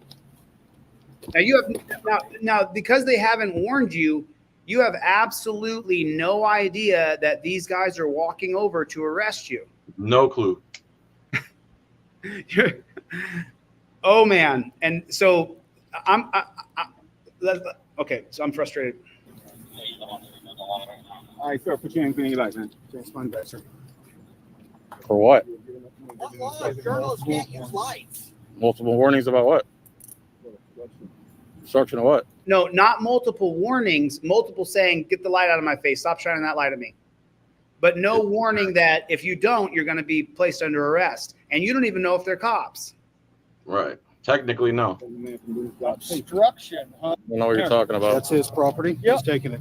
Oh, you're gonna steal property, huh? It's going to get confiscated. Oh, it is, huh? Let's go. Are you guys gonna be any good tonight? Let's go. Look at these pigs. Look at these pigs. Now, right there, John's being tortured, everybody. Right there, I just want to point out this video right here, right now, what you're seeing happen right here, right this second, in this moment, they're torturing him. They've put the torture cuffs on him, and John already said that they put him on tight, number one. Number two, he doesn't stretch, he doesn't work out regularly. And so right this second, what you're seeing John be tortured. You're hearing John be tortured. Yep. That's all right, John. I'll be down to bail you out in just a little while, man. Yep. Yep. I'll be down to bail you out in just a little while. We got you. Don't worry. You guys can't even identify. We got you. We got you. Strong arm. I'd like Look my at it. property to go to Scumbag. Let's go. Big officer, piece of shit up there. Piece of dog. Fuck you. They couldn't wait to shut off my live stream. They could not wait. And my body cam ran a little longer. And I said, don't turn that off. He's like, I'm turning it off. I don't want the battery to die. And I go, I don't care if the battery dies. Don't turn it off. I'm turning it off. So he violated your First Amendment right. You were being pressed. Not only that, I believe he's tampering with evidence because the camera captures evidence, obviously. Right. No, I don't know any case law on that. So I wonder if that would be a case law that you're tampering with evidence if you turn the camera off. I think there is case law that it is a violation of your First Amendment, but I'm not sure if it's I closed that page a little bit too soon. But so now when they're taking you off right there, this has never happened to you before, right? That was your first time. Yep. So what's going through you? How are you feeling? Well, number one, your wrists hurt and your shoulders hurt right away. I know that. Well, my wrist hurt, and then later on, my shoulder started burning. Yes. So right away, I asked him. I go, why are you wrenching my hands? And these cuffs are not on properly. It felt like one hand was turned 90 degrees and the other one was 180. It was weird, like they were perpendicular. A lot of people will say that it feels like the handcuffs are on backwards. It was awkward. It wasn't natural. Right. They claimed that the way they were doing it was how they operate, but I think they did something funny there, and I can't see back there obviously, and then my recordings are down, so that I can't prove anything, and I'm sure that's the way they want it. Well, I think that they're torture, and I know that they were designed for slaves out of the Delaware colony. The Delaware colony created the torture cuffs, and the Delaware colony was originally Dutch and Swedish, and really unique history of the Delaware colony. But one of the things of history that people don't really talk about is that they created the torture cuffs, and the cuffs were specifically made for bad slaves and also to imprison slaves. And even the 13th Amendment today says that if you're locked up, that you are a slave. So we still have some holdovers here from the 20th century, 19th century that are still happening today. So now you're walking away and you know they're taking you away. What are you feeling? Honestly, dude, I'm just thinking about my wife. The last thing in the world I want is for her to be upset. I guaranteed her I wouldn't get arrested because I don't do anything illegal, really. And that's where my head goes. She saved my life, dude, when I met her. And that's what I'm thinking about, my wife. Honestly. Man, so now what property of yours do they snatch? Eyes on the State tried to grab my tripod and he snatched it out of his hands. I asked them to give my property to them. They refused. They took my flashlight as evidence, and they took my pistol. I told them, I said, can I just tell you guys something real quick for safety reasons? They're like, we're going to go to this car. We could talk. I go, just so you know, there's a pistol on my waistline right by my right hand there. And they actually thanked me for that. And really? yeah. And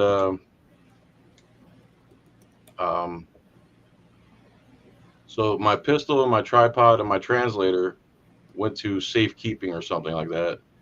And then my flashlight, they impounded for evidence. And then my body cam, keys, they also took a knife that I had on a keychain. And have you gotten that property back? No, not yet. I'm gonna start working on that tomorrow with the way you told me to do it. Okay. So go ahead. I just want to make sure, if you want tomorrow, we can go over that a little bit over the phone and we can work on it. But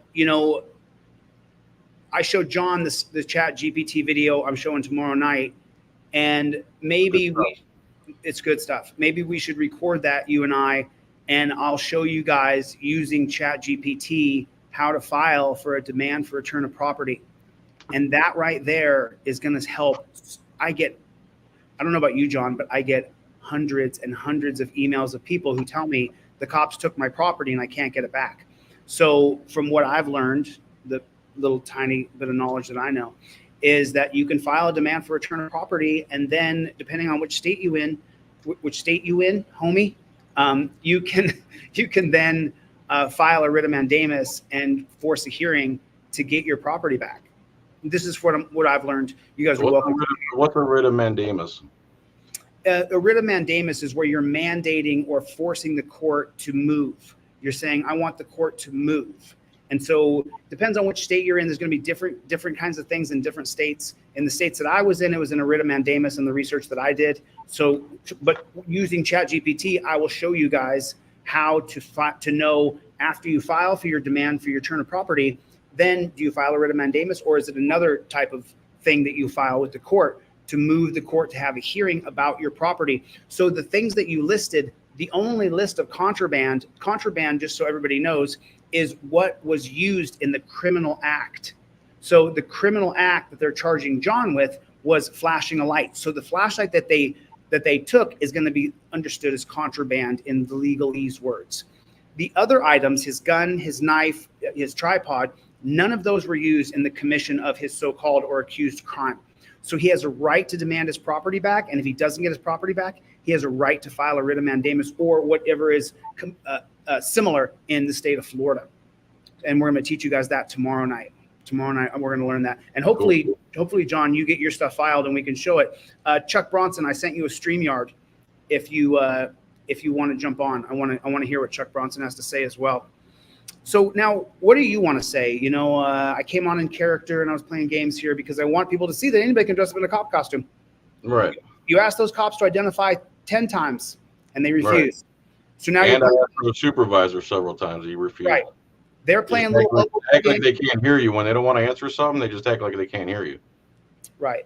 They're playing little bubblegum games, so you're playing little bubblegum games, and then they have the power to arrest you, so they do. So, but is there anything that you want to say to the people who are watching about your history, anything? Because I know this was kind of a fun thing, but at the same time, it's extraordinarily serious. They took him off to a dungeon. I mean, just from what he understood, having to assume the position and the way they felt him up and put their hands that for me, John, just so you know, the worst part of being arrested, 2 dozen, 3 dozen times in my life was the way they would search you with their fingers. That to me, even the strip searches I went through, it was degrading, demoralizing, dehumanizing. Oh, it was horrible. Strip searches are horrible. But the actual physical aggressively touching me, putting their fingers, literally, they take their fingers and they put them in the dark places and they try to get them into the dark places. I mean, so it's really. Once they have the gloves on, man, you better brace yourself. The murder gloves?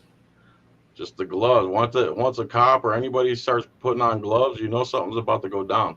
As soon as you see these murder gloves start to go on. I call them murder gloves because every time I see them on, someone's dead.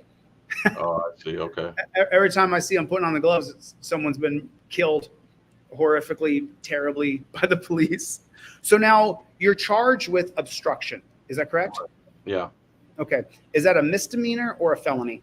A misdemeanor. I believe it was, was it 943? Oh, no, I'm sorry. That's the definition of a law enforcement officer in Florida. What was that code again? I don't have the paper in front of me, but I think it was like 84302 or something along those lines. You want me to grab the paper out of my car? Yeah, if you want to. Yeah, I'll be right back. Spoiler alert, I went over this last night because if Chuck Bronson and Eyes on the State and the Patriots who stood up for this man didn't get him out of jail, you know who would have. You know we would have. You know that. We would have been doing an emergency live last night to raise the money. I would have gone on at midnight, whatever time it took. I'm not going to watch a guy go to jail on camera who doesn't belong in a dungeon. Not when I have a channel with 300,000 people. I will raise the money and get him out of jail. I don't care if I have to e-beg for 3 hours. I'll do it. And that goes for anybody who goes to jail and I can see on camera and you're an activist and you're going, I've bailed people out of jail who are not activists. I can't watch someone go to the dungeon unjustly, unfairly. And the place that they're going also, just so you know, when we shine the light here at Teams Elite Laws, when you guys start calling the jail, it then puts the jail guards on notice that you can't just kill this one. I feel bad for, is it 84301? Thanks, Chuck Bronson. I appreciate that. So let's take a look at that real quick. It's going to be Florida. I'm going to look this up and show you guys there it is. It's 84302. It's 84302. Oh, I'm sorry, 84301 and 84301 is obstruction. 843. Okay, let me share this with you guys, what I'm looking at, so you guys can see what he was charged with. So this is going to be Florida Penal Code 84301, Florida statute. It is a criminal act to knowingly and willfully resist, obstruct, or oppose any law enforcement officer by committing a violent act towards the officer or offering to commit a violent act. That's not it. It's got to be 84302. It was a resist. The plain language of it is to let me see if he came back. Let's go like this. What is that code you have? 843.02 resisting. I got that one now. Without violence. Mm-hmm. And that's what all your charges are, is resisting? Yeah.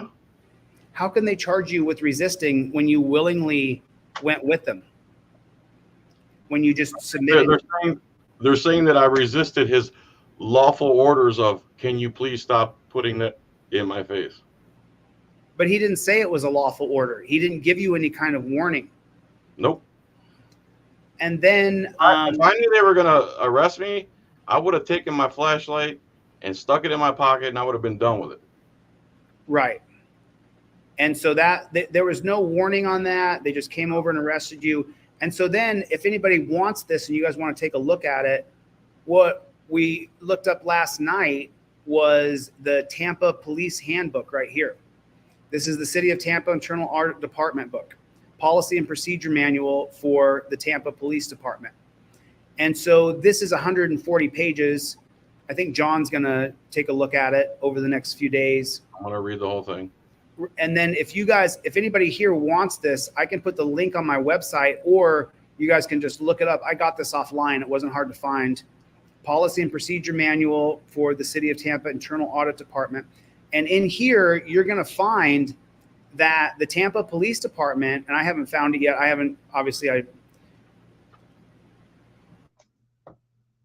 Inside of there that there's going to be a policy that says that they have to identify themselves. You're going to find that in there. Sure. So there's, a few thousand people will watch this by the time we're done. And so I guarantee you that you probably won't have to sit and read that whole thing if you don't want to, because the internet's an amazing thing, as you know. I'll read it anyway. Now that I've shown people where to look, they'll look for sure. And Okay. so this is, I've read the Las Vegas, the Nevada Peace Officer Standards and Training Manual, but just thumbing through this last night before I fell asleep, there is so much garbage in this that is not followed. They're not following the rule of law. If there is a rule of law that government and its officials are to adhere to the rule of law and are not immune for the rule of law, then if you read this right here, you're going to find out that the Tampa Police Department is breaking the law every single day. I mean, every day. Sure. You mean their own policies? Their own policies and procedures. So Yeah. City of Tampa Internal Audit Department, Policy and Procedure Manual. So now you guys know where to look. Don't be shy. Shoot me any information you find in there that, and then John, if you would do me a favor, I don't just raise money blindly. What I have been doing is taking PayPal and Venmo, but what I'd like for you to do, if you would, is start a GoFundMe that we can then, I can drive the traffic over there once or twice a week. And typically when I drive the traffic over there, $1,000 or $2,000 is raised almost every time. So if you create a GoFundMe, because you have to get a lawyer, you have to get So that lawyer is going to cost you between $3,000 and $5,000 at the start. So that's just to get going. So if you set up a GoFundMe, then I will drive the traffic over by your GoFundMe, because my 501c3 is almost set up. And then as soon as that is set up, then I'll never take Venmo, PayPal, or Cash App in my own account ever again. I can't wait. I can't wait. You have no idea. Okay. So if you do that, then I'll help you raise the money. Okay. And I'm sure that there's other people who will also. I'm going to just let me add there. I hate to ask anybody for money. I've never asked anybody for money since 2011. I've had YouTube, but this is a different situation where I can't just go in pro se and risk, because of my ignorance of procedure and law and the fact that the courts can't stand pro se litigants. I really need a lawyer this time, and I really need some sort John, of funding. You're so gracious, and thank you for saying that. But just so you know, I've raised millions of dollars in my lifetime for lots of companies, and what I ask people to do is let me do the e-begging. Let me do the e-begging for you. And if you want to do a live on your stream, I'll help you do the e-begging there. I'll do the e-begging on my stream, because I've raised literally millions of dollars in my life. I have tons of investors in LA. Everybody tried to find somebody that I had done wrong, and they just couldn't. So, I'll do the e-begging for you. And if it's only 3,000 to 5,000, then it'll take us a couple of times, but typically you only need to come up with 2 or 3 for the initial payment to the lawyer. And then he's going to want a couple more when you go into the first pre-trial, or when you go into trial, because there's going to be a couple of months here of kind of a funny space month, or because you have to get discovery, and there's a little bit of a process here. And then you get the first couple grand into them, and then you get the next couple. I know, because I've had to do this past year while I've been arrested and stuff. Let me bring on Chuck Bronson. What's up? Yay. What's up? You guys know I never do panels. You're literally the first panel I think I've ever had. Hi, Chuck. So what's your take, Chuck? Tell me about how all this went down from your perspective, because I could hear you in the background saying some stuff as it was going on. Well, that state statute, first of all, that's one problem I've had, and somebody needs to fight it. That's something I'm going to work on, I think, with my lawsuit from my arrest. But we really need to, because it doesn't say anything about a lawful order, unlawful order. It's a very vague statute. And I think that's something important we really need to deal with here. Because basically it's like you read, it basically says if you don't listen to any order a cop gives you, he can arrest you for it. If the cop says go bang my dog and you don't do it, he can legally arrest you for it. And there's nothing you can do about it. Let me stop real quick and say thank you to Samuel for the $100. Listen, if you guys want to donate right away, hit my Venmo, PayPal, or Cash App and put Filax, Filax on the guy right there. Put Filax on the Cash App. And at the end of the day, you know what I do? I take a screenshot of each one of them and I post it. So if you want to donate, because I can only give half of that super chat, Samuel, because YouTube takes so much. Where meanwhile on Venmo, PayPal, and Cash App, there's hard receipts, and I have to answer to the tax man every year. So I want to make sure that if you guys donate, if you want to donate right now, hit my PayPal, Venmo, or Cash App, and make sure you put Filax on there. Filax, John Filax. Put it on there. If you don't put it on there, I won't allocate it into his fund. And he's going to get a GoFundMe going right away. So as quickly as you can, John, if you would get that GoFundMe going, because first thing in the morning. I do not want to. I want to stop taking money through my Cash App, Venmo, and PayPal, and have my nonprofit take the money in. And that way, if there's any excess money, then I can have that in a kitty, because I got money coming back. I pray to God if Floyd Wallace goes to court. So, all right. Thank you, Sam. Thanks, Sam, for your super chat. God bless you, man. I just wanted to pop in and say that real quick. So go ahead, Chuck. I didn't interrupt you. You know, and I think which was another thing that was covered in this too was, you know, the fact that the cops wouldn't identify as cops. So, you know, and that's why you can hear me in the background saying, you know, blah, blah, blah, saying, how do we even know you're a cop? To me, you look like that Jeremy DeWitt guy, that police impersonator. Okay, so so there was a little back and forth right there. So this is at double speed. Let me go back down to normal speed, but watch right here. So you flash the light at them, and they haven't identified themselves. So then he flashes the light at you, and he holds it in my face for a good while. So you I guys put it in his face. Okay, let's listen to this real quick. Let me put this at regular speed, and let's hear what these guys are saying, because it looks like a big ego contest to me, which is fine, because I got a gigantic ego, so I don't mind an ego contest, but one of us doesn't get to rest the other one at the end of it. Okay. So you see, this guy doesn't like. I'm trying to read your name, okay? Since you won't give it to me. He's saying, since you won't give me your name tag, now they're playing the game because these guys won't identify according to Tampa policy. Sir. Okay, there you go. So now they're flashing the light in each other's faces, and they're both being jerks to one another. We agree on that. That's called prior restraint. Now you're breaking the law. I mean, the pigs are in the street being jerks in the Nazi checkpoint, so they started it, in my opinion, but I'm biased. Oh. So are you still flashing the light at him at this point, John?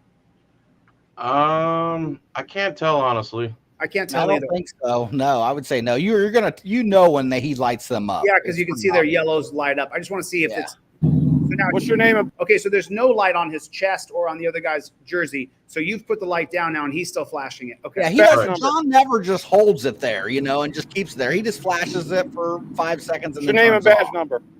So he's a. Dude, that thing's weak, bro. What's your name and badge number? I think my light is on him at this point, because you can see the name and badge number. You realize what you're doing is illegal, right? I'm trying to get your information. You won't. No, you were not flashing in his face, because if you were, right? I'm trying to get your information. When he put his light down, you would have seen your light was still on him. So right. Okay, there you can see light on him there, but then right there's no light on his chest. You see what I'm looking at? Go back there. It looks like you're shining the light on his chest. There's no light on his chest there. There's the light on his chest again. Okay, you can see literally on his jersey when we zoomed in like this, when you're flashing it on him. There's no light on him there. There's no light on him there. Okay, so now let's keep the time here. This is at 41:47, 41 minutes and 47 seconds. Sir. And that's when he begins, 41:48. Okay, there you go. That's called prior restraint. Now you're breaking the law. So now it's a big ego contest over who's got the bigger flashlight. What's your name and badge number? Okay, now you're flashing the light back at him. You can just see it trace over his face. What's your name and badge number? Dude, that thing's weak, bro. So he said his flashlight was bigger. You said your flashlight was bigger. Who's got the bigger flashlight, boys and girls? Me. What's your name and badge number? You're demanding what's in his policy, and somebody will tell me the exact number. Name and badge number. You realize what you're doing is illegal, right? So now I believe at this point, he's going to walk away and make that call. And we're at 42:18. Where do we start at? 42:48. Something like that. I'm trying to get your information. You won't give. That was roughly 22, 23 seconds. it to me. Excuse me? Now you see it's at What are its you doing? Identifying a light as a threat. He's Okay, trying there to we use go. the Now what? spotlight, but Over it there. didn't hit us, so he stopped. There you go. I'm shining it at your feet, not your face. Okay. There you go. Okay.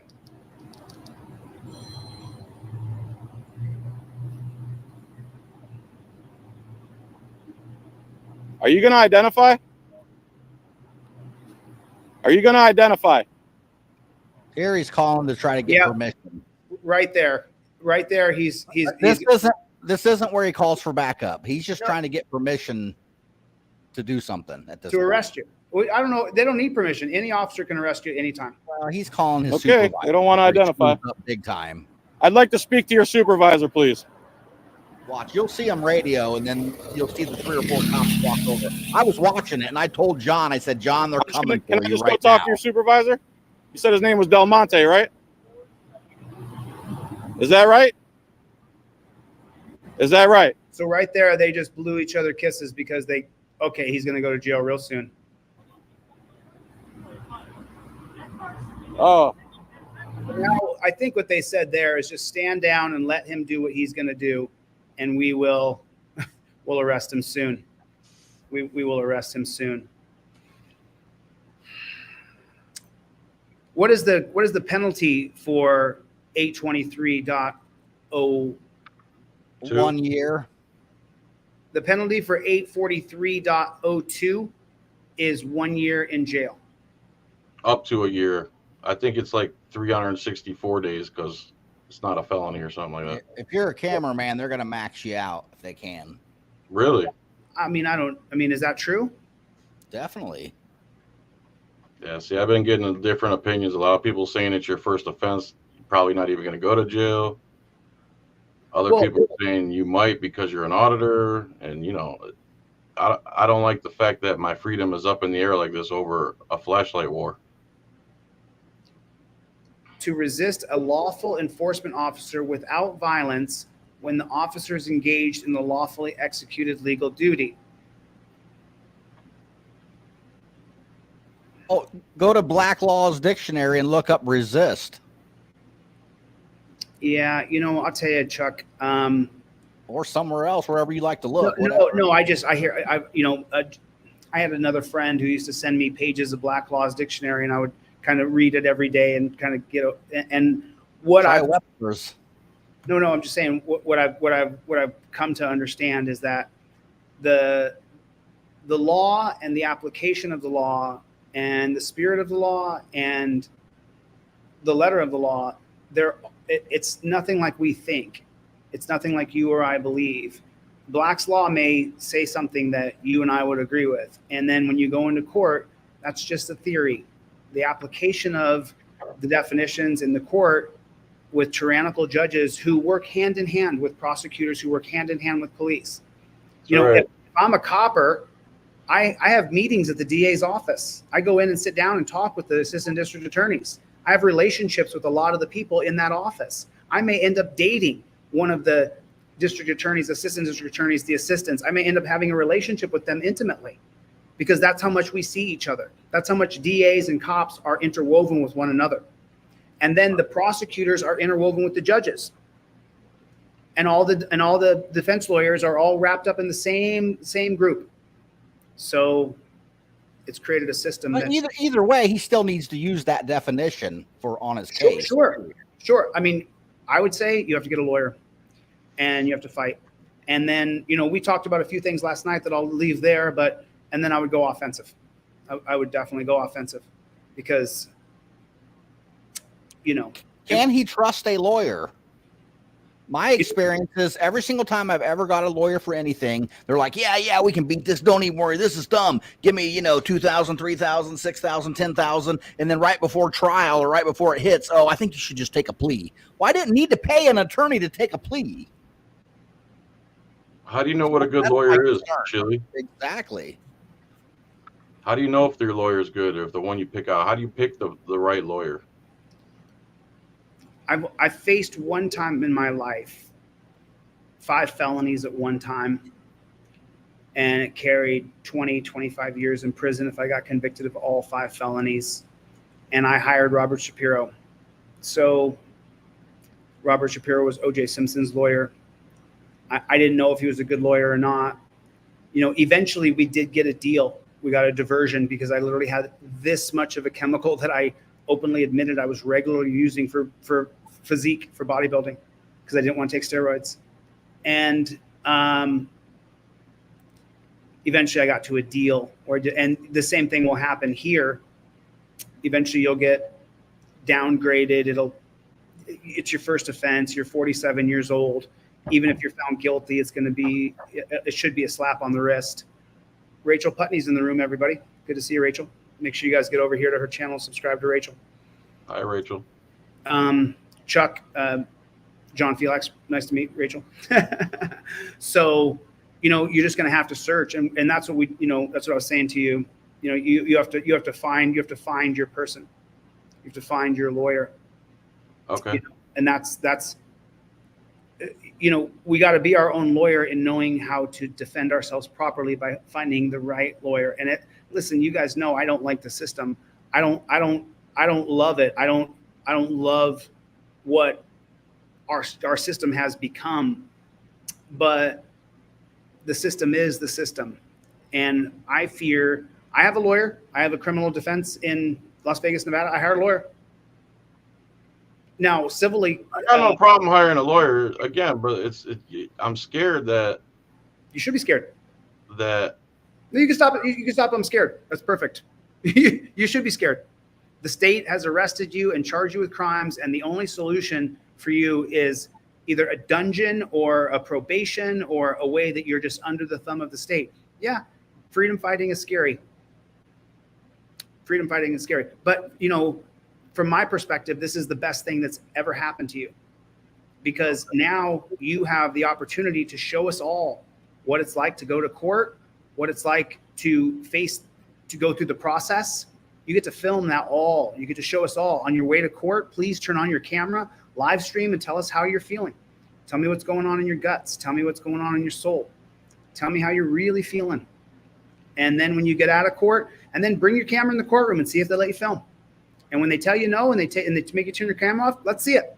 Show us that they will violate your First Amendment right. Show us that you'll have no freedoms at the courthouse doors. Let's see it. We want to show it to us. Sure. You know, we'll follow your journey. That's fine. Yeah. No problem. And so it's an opportunity for all of us to see exactly the state that America has become. There's absolutely no reason you should have. From my perspective, it was an unreasonable arrest. As you guys know, a seizure is arrested. And in the Fourth Amendment, it protects us from unreasonable searches and seizures. Everything is based on a reasonableness standard. From my perspective, if I was the district attorney, and before I sued the district attorney for malicious prosecution under the 2022 case of Thompson versus Clark, I would sue that district attorney immediately when they press charges against me. Before we even had our first pretrial, I would file a lawsuit against the state and the city and the district attorney for malicious prosecution. Because on the reasonableness standard, it is unreasonable for them to arrest you for flashing a light in their eyes. Number one, that shouldn't be arrestable.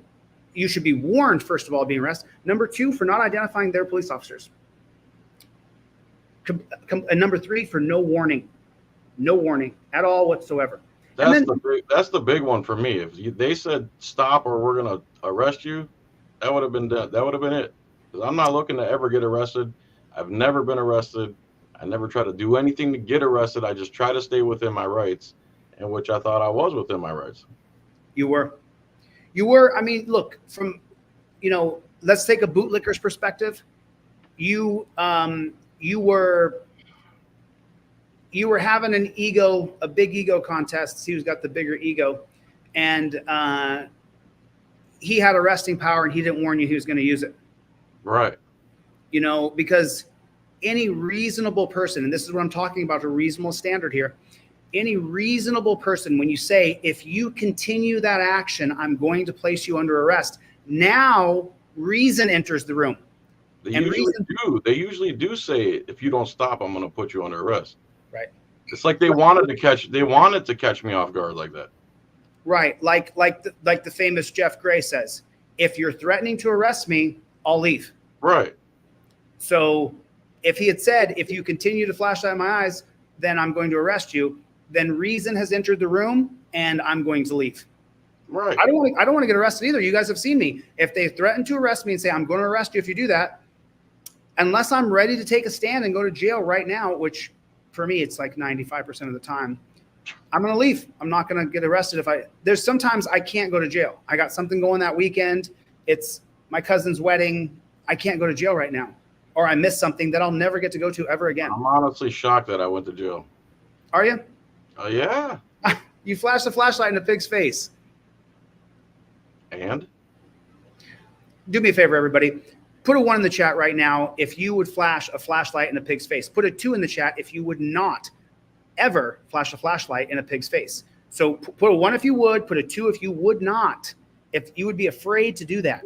And just be honest so that John can have an understanding of how far out on the limb he went. He took a chance. So Tom said, I only reversed their behavior towards us on them. I agree with your behavior, but I think that I think that you put yourself out in a position to be arrested. You push the boundaries of your rights, which I think you were still within your rights, within reason. I don't think you were being unreasonable. I don't think you, with a fair warning, you would have reasonably stopped your behavior. So I think that a lot of these people are saying that they would flash the flashlight in a cop's eyes. Just so you know, I wouldn't do it unless I was prepared to go to jail. I didn't even think that. I've seen so many people do it online, never got arrested for it. I've seen so many cops do it to other people. I didn't even realize there was a law for that. There's not. There's not specifically for that, but they've twisted and woven the resisting statute to meet that standard without warning, without IDing, without anything. And plus they were doing it to me. Okay. Well, Chuck, I'll let you go, man. Anything else you want to say real quick? I wanted to bring you back on for a minute. Chuck is streaming live on Kick as well. He's got a new thing he's doing on Kick. So if you guys want to follow him, get over to Chuck Bronson's channel. Everybody subscribe, please. He's a freedom fighter. All right, Chuck, thanks, bud. I'll see you later. Later. Okay, so you're going to start your GoFundMe tomorrow. And then Angel, I dressed up like this to prove a point because yesterday John Filax asked the cops to identify themselves and they wouldn't. And what I'm proving tonight is that absolutely anybody can dress up like a cop and pretend like they're doing a DUI checkpoint. And those two cops refused to identify. So that's the reason why I dressed like this. And I wanted to have a little confrontation with an auditor. So then tomorrow, your demand for return of property and GoFundMe. Okay, cool. And then start the lawyer search. And start your lawyer search. Okay, anybody, what part of town are you in Florida? What city do I live in? Yeah. Land O'Lakes. So if anybody knows a lawyer out in Land O'Lakes, you can start the referrals and start. Or in the Tampa area. The Tampa area. Then okay, cool. All right, John, listen, anything else you want to say before I let you go? Thanks for having me. Thanks for having me, dude. Thanks for the insight. Thanks for the help you're going to give me here in the future and any advice you're going to give me. And I don't give advice. I tell you what I would do if I was you. If I were you, what I would do is this. If I were you. I have to be really careful with the words that I use. So then we'll see you. We'll check back with you tomorrow, the next day, and find out I thought you were going to tell me what I would do if you. Well, what I would do if I was you is I would get your demand for return of property done with that chat. Tomorrow I'm teaching that chat GPT video, so maybe the next night we can go over what you did. And then I would also file a complaint with the Tampa Police Department that you were wrongfully arrested. I'd file a formal complaint with them. And then I would wait to see if the DA is going to press charges against me. If the DA was going to press charges against me, I would immediately sue every single person involved for malicious prosecution based on that you arrested me for something that was completely unreasonable, that I got no warnings I was going to be arrested, that the cops wouldn't identify themselves, and that it was completely wrong to arrest me. It was unreasonable to arrest me for a light in someone's face. Even if I was being egregious, I still didn't get a warning. That without warning is the biggest factor is without warning. It would have took one warning, one threat of arrest, and I would have been done. I think the violation of their policy, I would go down and I would file a complaint about the policy violation. And I would provide video evidence on a thumb drive or a disc. I think a lot of the police departments still take discs. But that's what I would do if I was you. Will do, man. That's what I would do if I was you. And then tomorrow's Tuesday. Let's check in Wednesday or Thursday, and I'll have DLZ clips, and I'll reach out to you, and we'll schedule another time to bring you back on so we can find out what exactly has gone on. Okay, sir. Thanks so much for having me. Thanks, everybody. Thanks for the donations. I'm very humbled by you, and bless. Bless you, brother. I'll see you on the next one, all right? Have a good one, my man. Later, brother. Okay. So great. Listen, I can't wait to get out of this frickin' pig suit. I cannot wait to get out of this pig suit. But Samuel, thank you so much for the super chat. Daniel, good to see you. Sonny, Douglas, what is going on? What is going on? Jack Booth, Thug Pigs, DLZ Clips, Chevy, Joy, what is going on? OTVO, Victor Rice. Everybody do me a favor, hit the like button and then put in the comment section OTVO. Hit the like button and then put in the comment section OTVO. So as you guys know, within the next few days, I'll be promoting John Felix's GoFundMe. He probably should put his GoFundMe between $3,000 and $5,000, $2,000, $3,000 for the first one, so that he has the money for the initial payment, and then he's going to need another $2,000 or $3,000. So I'm going to do a fundraiser, and I'm going to put money into his GoFundMe, and I'm going to ask all of you to pull your wallet out and to pour money into his GoFundMe. I'm going to ask each and every person here, whether it be $5, $10, $20, $100, whatever you can give, I'm going to ask you to put the money directly into his GoFundMe. There's a bunch of loyalists here that can donate to my PayPal, Venmo, and Cash App, and I'll take the money and I'll stick it directly into his GoFundMe during the live. So I'm going to raise the money to help this guy, and I'm just going to sit here and e-beg until it's done, because this is my skill set. This is what I'm good at. I've been good at it since I was a kid. And so this is what I'm going to do. I'm going to use the skill set that I have for the greater good. And no one person should be burdened with this, because this is for all of us. So I'm going to crowdfund it. So if you're not rich, don't worry about it. I'm looking for $5, $10, $15, $20. I'm looking for small donations from hundreds of people to fund this guy's attorney. That's what I'm going to do. That's where I'm at. That's where I'm at. That's where I'm at. And make sure if you donate to me, you put John Filax on the line. Filax, John Filax on the line. You might want to just wait till the GoFundMe comes out. And then if you donate to me, we take the money from my PayPal, stick it right in the GoFundMe. And then I don't like the pressure. That's why I started a 501c3, so that all the money can be accounted for in the 501c3. That's where I want to be. It's an amazing amount of pressure being responsible for money. But I also don't feel right if I just have you guys randomly donate to the ether. Just random, it's just, no. We have to be focused, and we have to be intense, and we have to be very detailed. I think Press with Rancor is here. Press, let's do an update with you as well.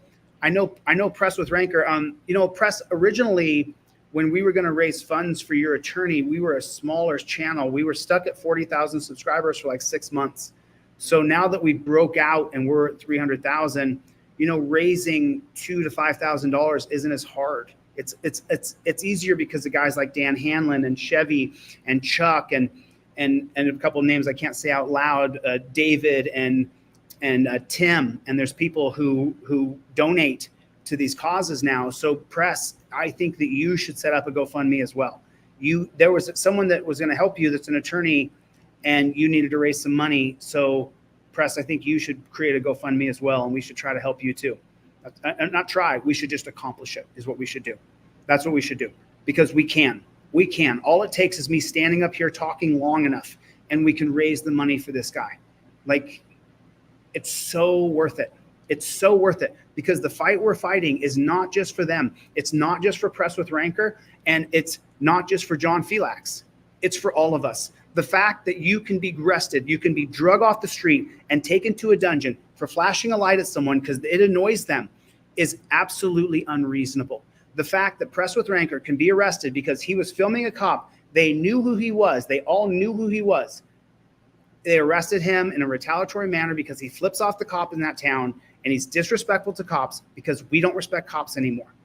They've lost our respect. For you cops watching, you have lost our respect. You've lost us. You've lost the general public. It wasn't just that you arrested me time and time and time again before I had a camera phone. It was the way you act to me constantly now. I'm not allowed to fight you. I am not allowed to ball my fist up and fight you. It's not allowed in any good society. You can't go punching people. And the way you jackboot thug pigs act with me, like you're tougher than me. Let me tell you something, bud. I'm standing on mats. I'm in a dojo. I still train regularly. I'm not a walk in the park, and I'm not a sissy. So the way you guys act, like you can just kick my butt. The truth is it is offensive. It is offensive to me. It is offensive to me that you walk around and act like you could beat my butt. It really ticks me off, because the truth is I spent a lot of time fighting, and I'm super tough still, even though I'm old as dirt.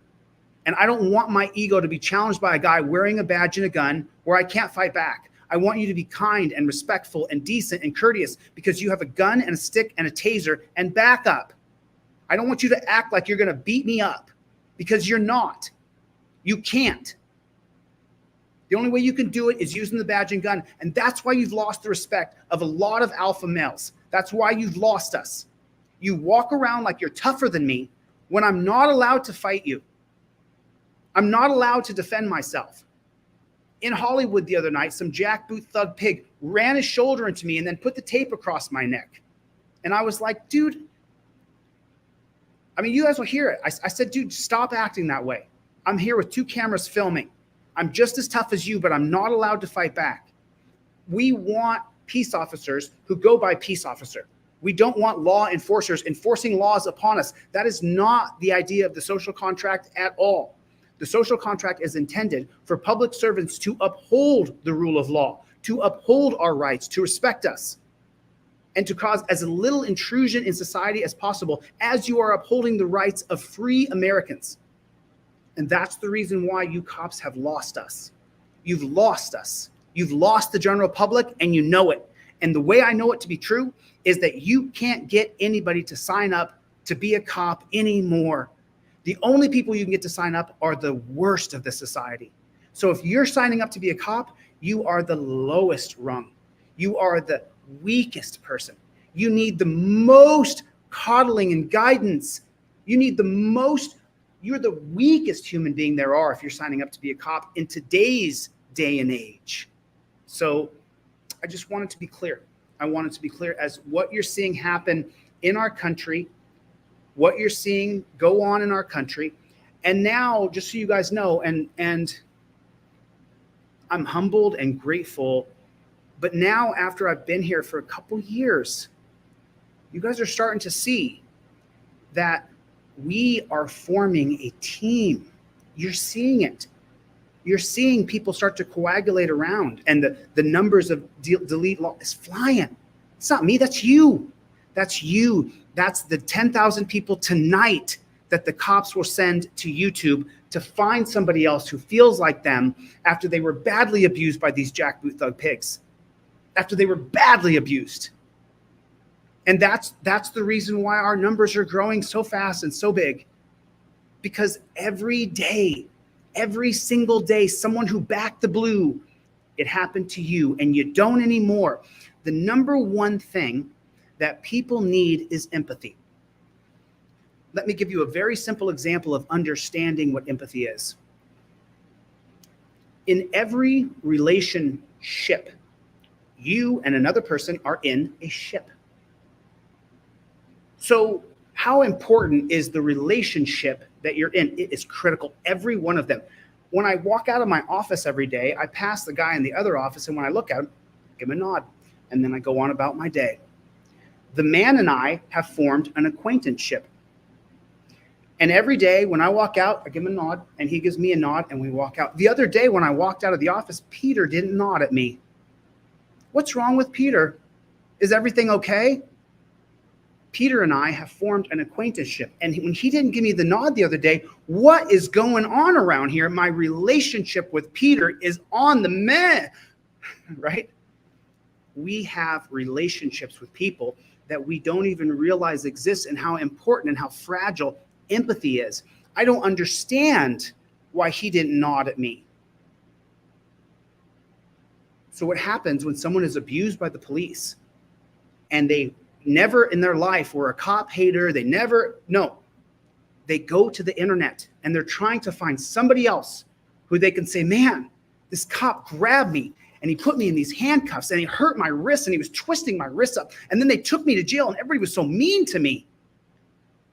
And they're looking for somebody to say, I understand. So let me tell you, I can't look at every video. I can't see everybody's story. There's hundreds of thousands of you. I understand though. And I'm sorry it happened to you.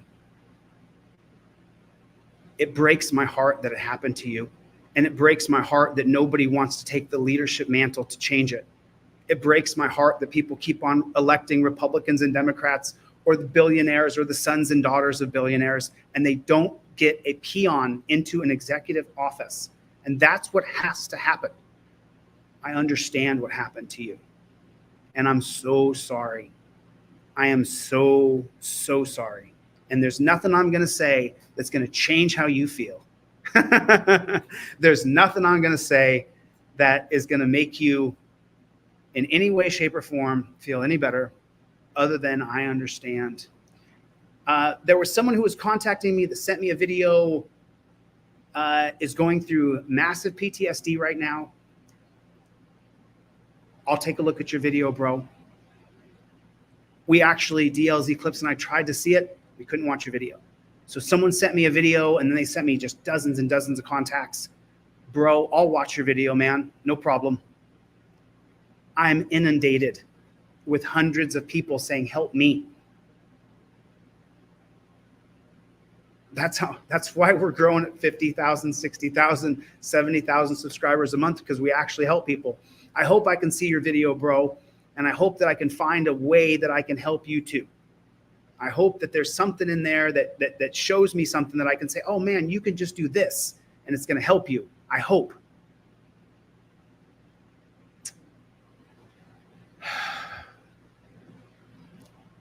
I got to get out of this pig costume.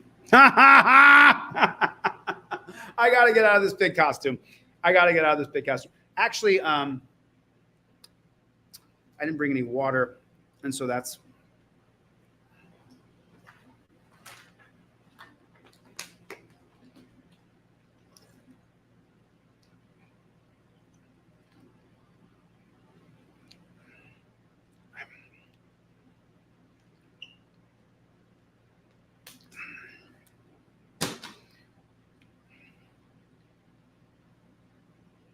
The number one thing that the cop is looking for when he interacts with you is information. When the cop starts to talk to you, when he says, do you know why I pulled you over?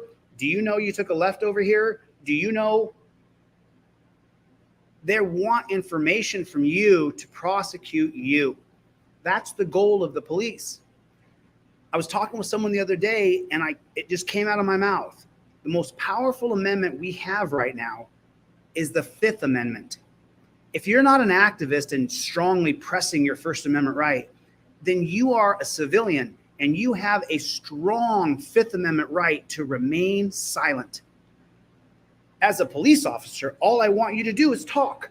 All I want you to do is speak. I just need you to say something to me that's going to give me reasonable, articulable suspicion, because as soon as I'm reasonably suspicious, you're going to go in handcuffs. You created a suspicion. I'm looking for you to talk. My goal when I start to talk to you is for you to talk to me. If you let that sink in for a moment, then you'll really understand the power of the Fifth Amendment. What's my goal? My goal is to arrest you, take you down to the dungeon, impound your car, and steal your money. That's what my goal is. And there's nothing you're going to say. There's nothing you're going to say that's going to change my perspective. I get bonuses and accolades and promotions and attaboys. I get more girls the higher up I go in the ranks. I'm going up and up and up in the ranks, and I'm single, and I'm dating all these officers who are cops. I'm dating officers in different precincts. And all I got to do is just arrest you for me to get promoted, for me to get into the captain's chair. I got to get enough rest and get enough bus. I need you to talk. I need you to give me something where I can say, ooh, I'm suspicious. Get the torture cuffs. And I can put you in torture cuffs. You have to immediately, right away, invoke your Fifth Amendment right to remain silent. If you talk to me, I'm going to find a reason why I need to detain you. Do you understand that? Do you get it? My goal is to arrest you. My entire goal is to arrest you. I'm going to make more money if I arrest you. I need something. I need something to go on. I'm going to ask you, hey, where are you going? If you answer that question, then I'm going to say to you,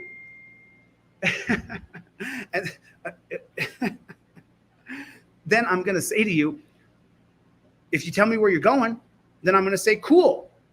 Where are you coming from? If you don't tell me where you're coming from, then I'm going to say to you, why are you not cooperating anymore? Can you step out of the car, please? That's the entire point. As a cop, all I need you to do is talk. If you say something, I got you. It doesn't matter what you say. If you say a dang word as a cop, I got you. The only words you can say that will stop me from having any further investigation is I invoke my Fifth Amendment right to remain silent. If you don't say those exact words and you give me just give me a psh. Did you just give me a psh? Send another unit here, please. You're combative. You're combative. What are you making those sound effects for? All I asked you for was license, registration, and proof of insurance. That's all I did. And then you gave me a psh. Okay. Send another unit. I got one combative here. Step it up. You're combative.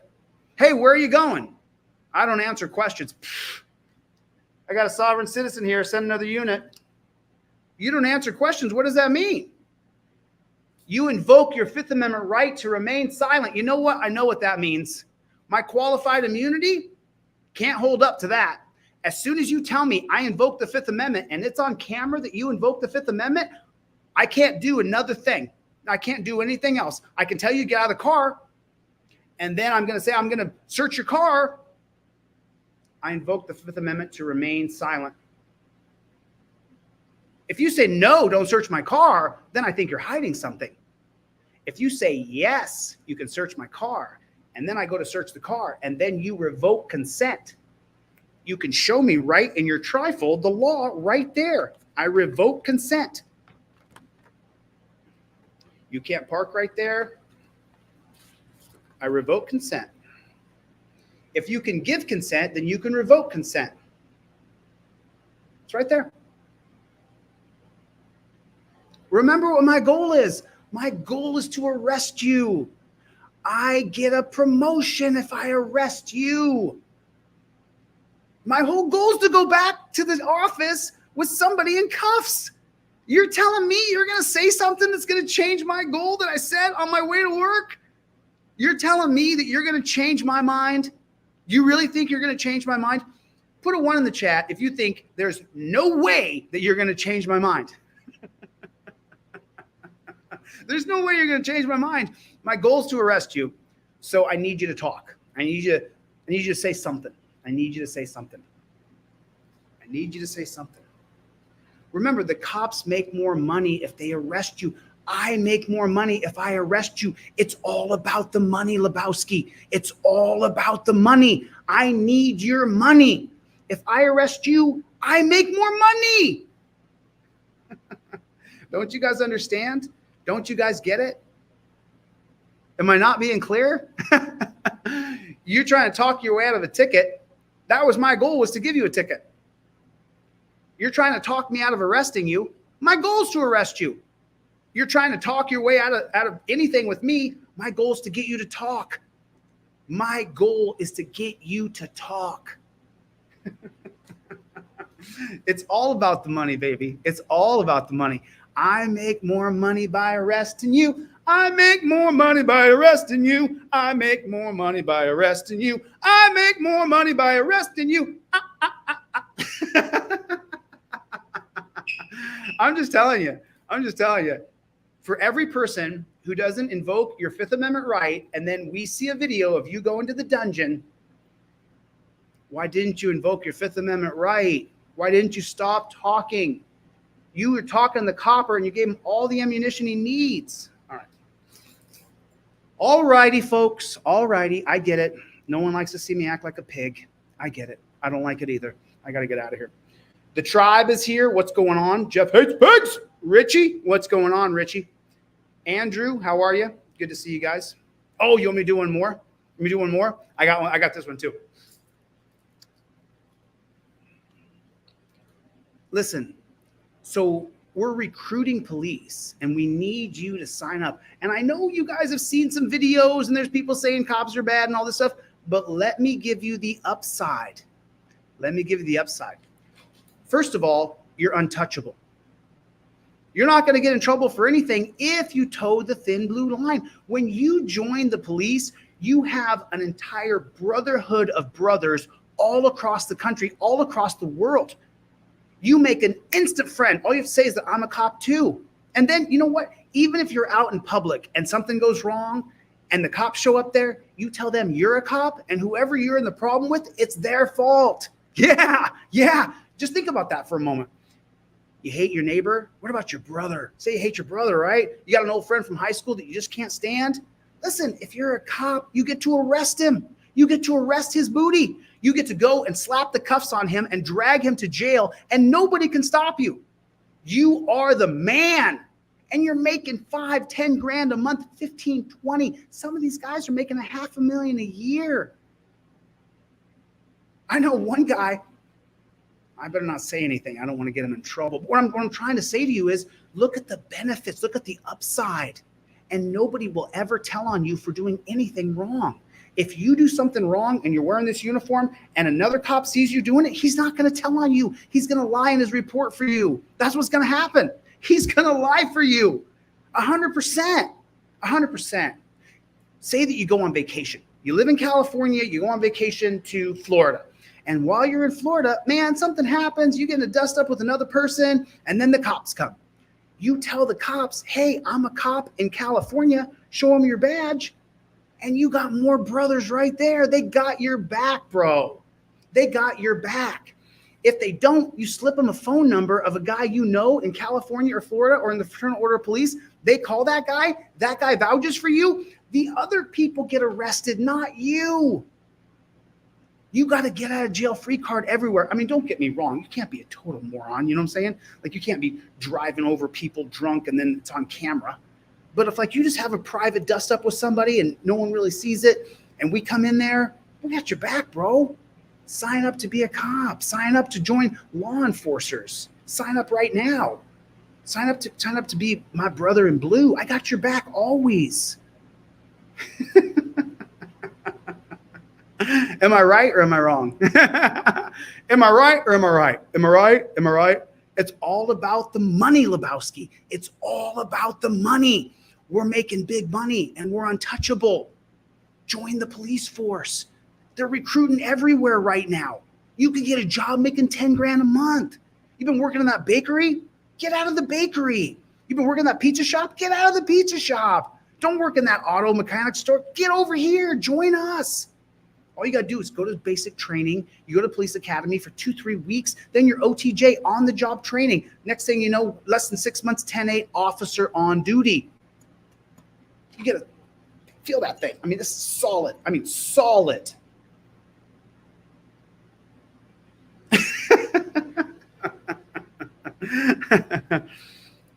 Make sure you have your license, your registration, and your proof of insurance in a laminated card. Make sure you have your license, your registration in a laminated card. Make sure you're prepared when you have to deal with cops. Don't be reaching through your phone to get something. I got 6 of these things with my license, registration, and proof of insurance. I got 6 of them in case I lose one. I always want to make sure I have my license, registration, and proof of insurance. It sucks. I don't agree with the driver's license scam. I don't agree with it. I think it's wrong. I don't think we should have to have driver's licenses. But I'm seeing on video, people are going to jail, get arrested for not having their license, registration, and proof of insurance in a laminated card. They got to open their phone. Let me get my insurance out of here. And the cops will say, let me see that. And then he takes your phone and he just starts going through it. What are you going to do? Let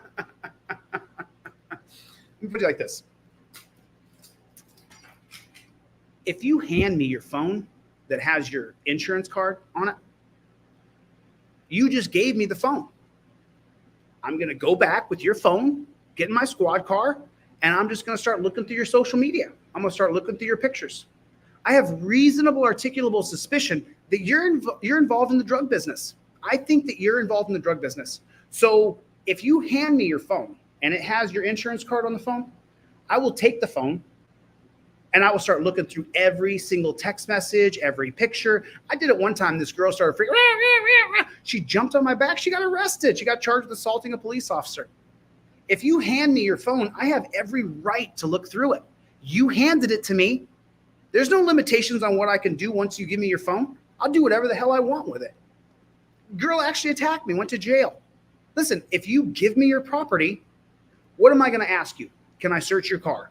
If you give me the right to search your car, I'm going to search your car. If you revoke consent, using the 2018 case of United States versus Williams, I have to stop, especially if it's on camera. You show the trifold, United States versus Williams, and you say, I revoke consent of the search of my car. I revoke consent. If you say that, then I have to stop searching your car. That's how it works. That's literally how it works. The other big one, DUI checkpoints. I need you to take the test because the test is totally subjective to however I see it. So no matter how you do on the test, it's going to decide on whether or not I think you should go to jail. You don't have to be impaired. I just have to feel as though you flunked the test. If you take the DUI test and I see it and I don't think it's up to snuff, I'll just arrest you. I'll just arrest you. Remember, what's my goal? My goal is to arrest you. So if I pull you over and say, hey, will you take these tests? And you say yes, gotcha. Gotcha. Got you. I got you. As soon as you agree to take a test, hey, follow my pin, and I'm flashing the light in your face, cuffs are coming. Cuffs are coming. I love cuffs. All right. All right. I've had enough fun here. I'm going to get the flock out of here. Thanks, you guys. Thanks for coming. Sorry, I dressed up like a pig. I just did this to prove a point. Put it in the comment section. JBTP, Jack Boot Thug Pig. JBTP. Put it in the comments. Jack Boot Thug Pig. Hashtag JBTP. JBTP. Jack Boot Thug Pig. Thank you guys for coming.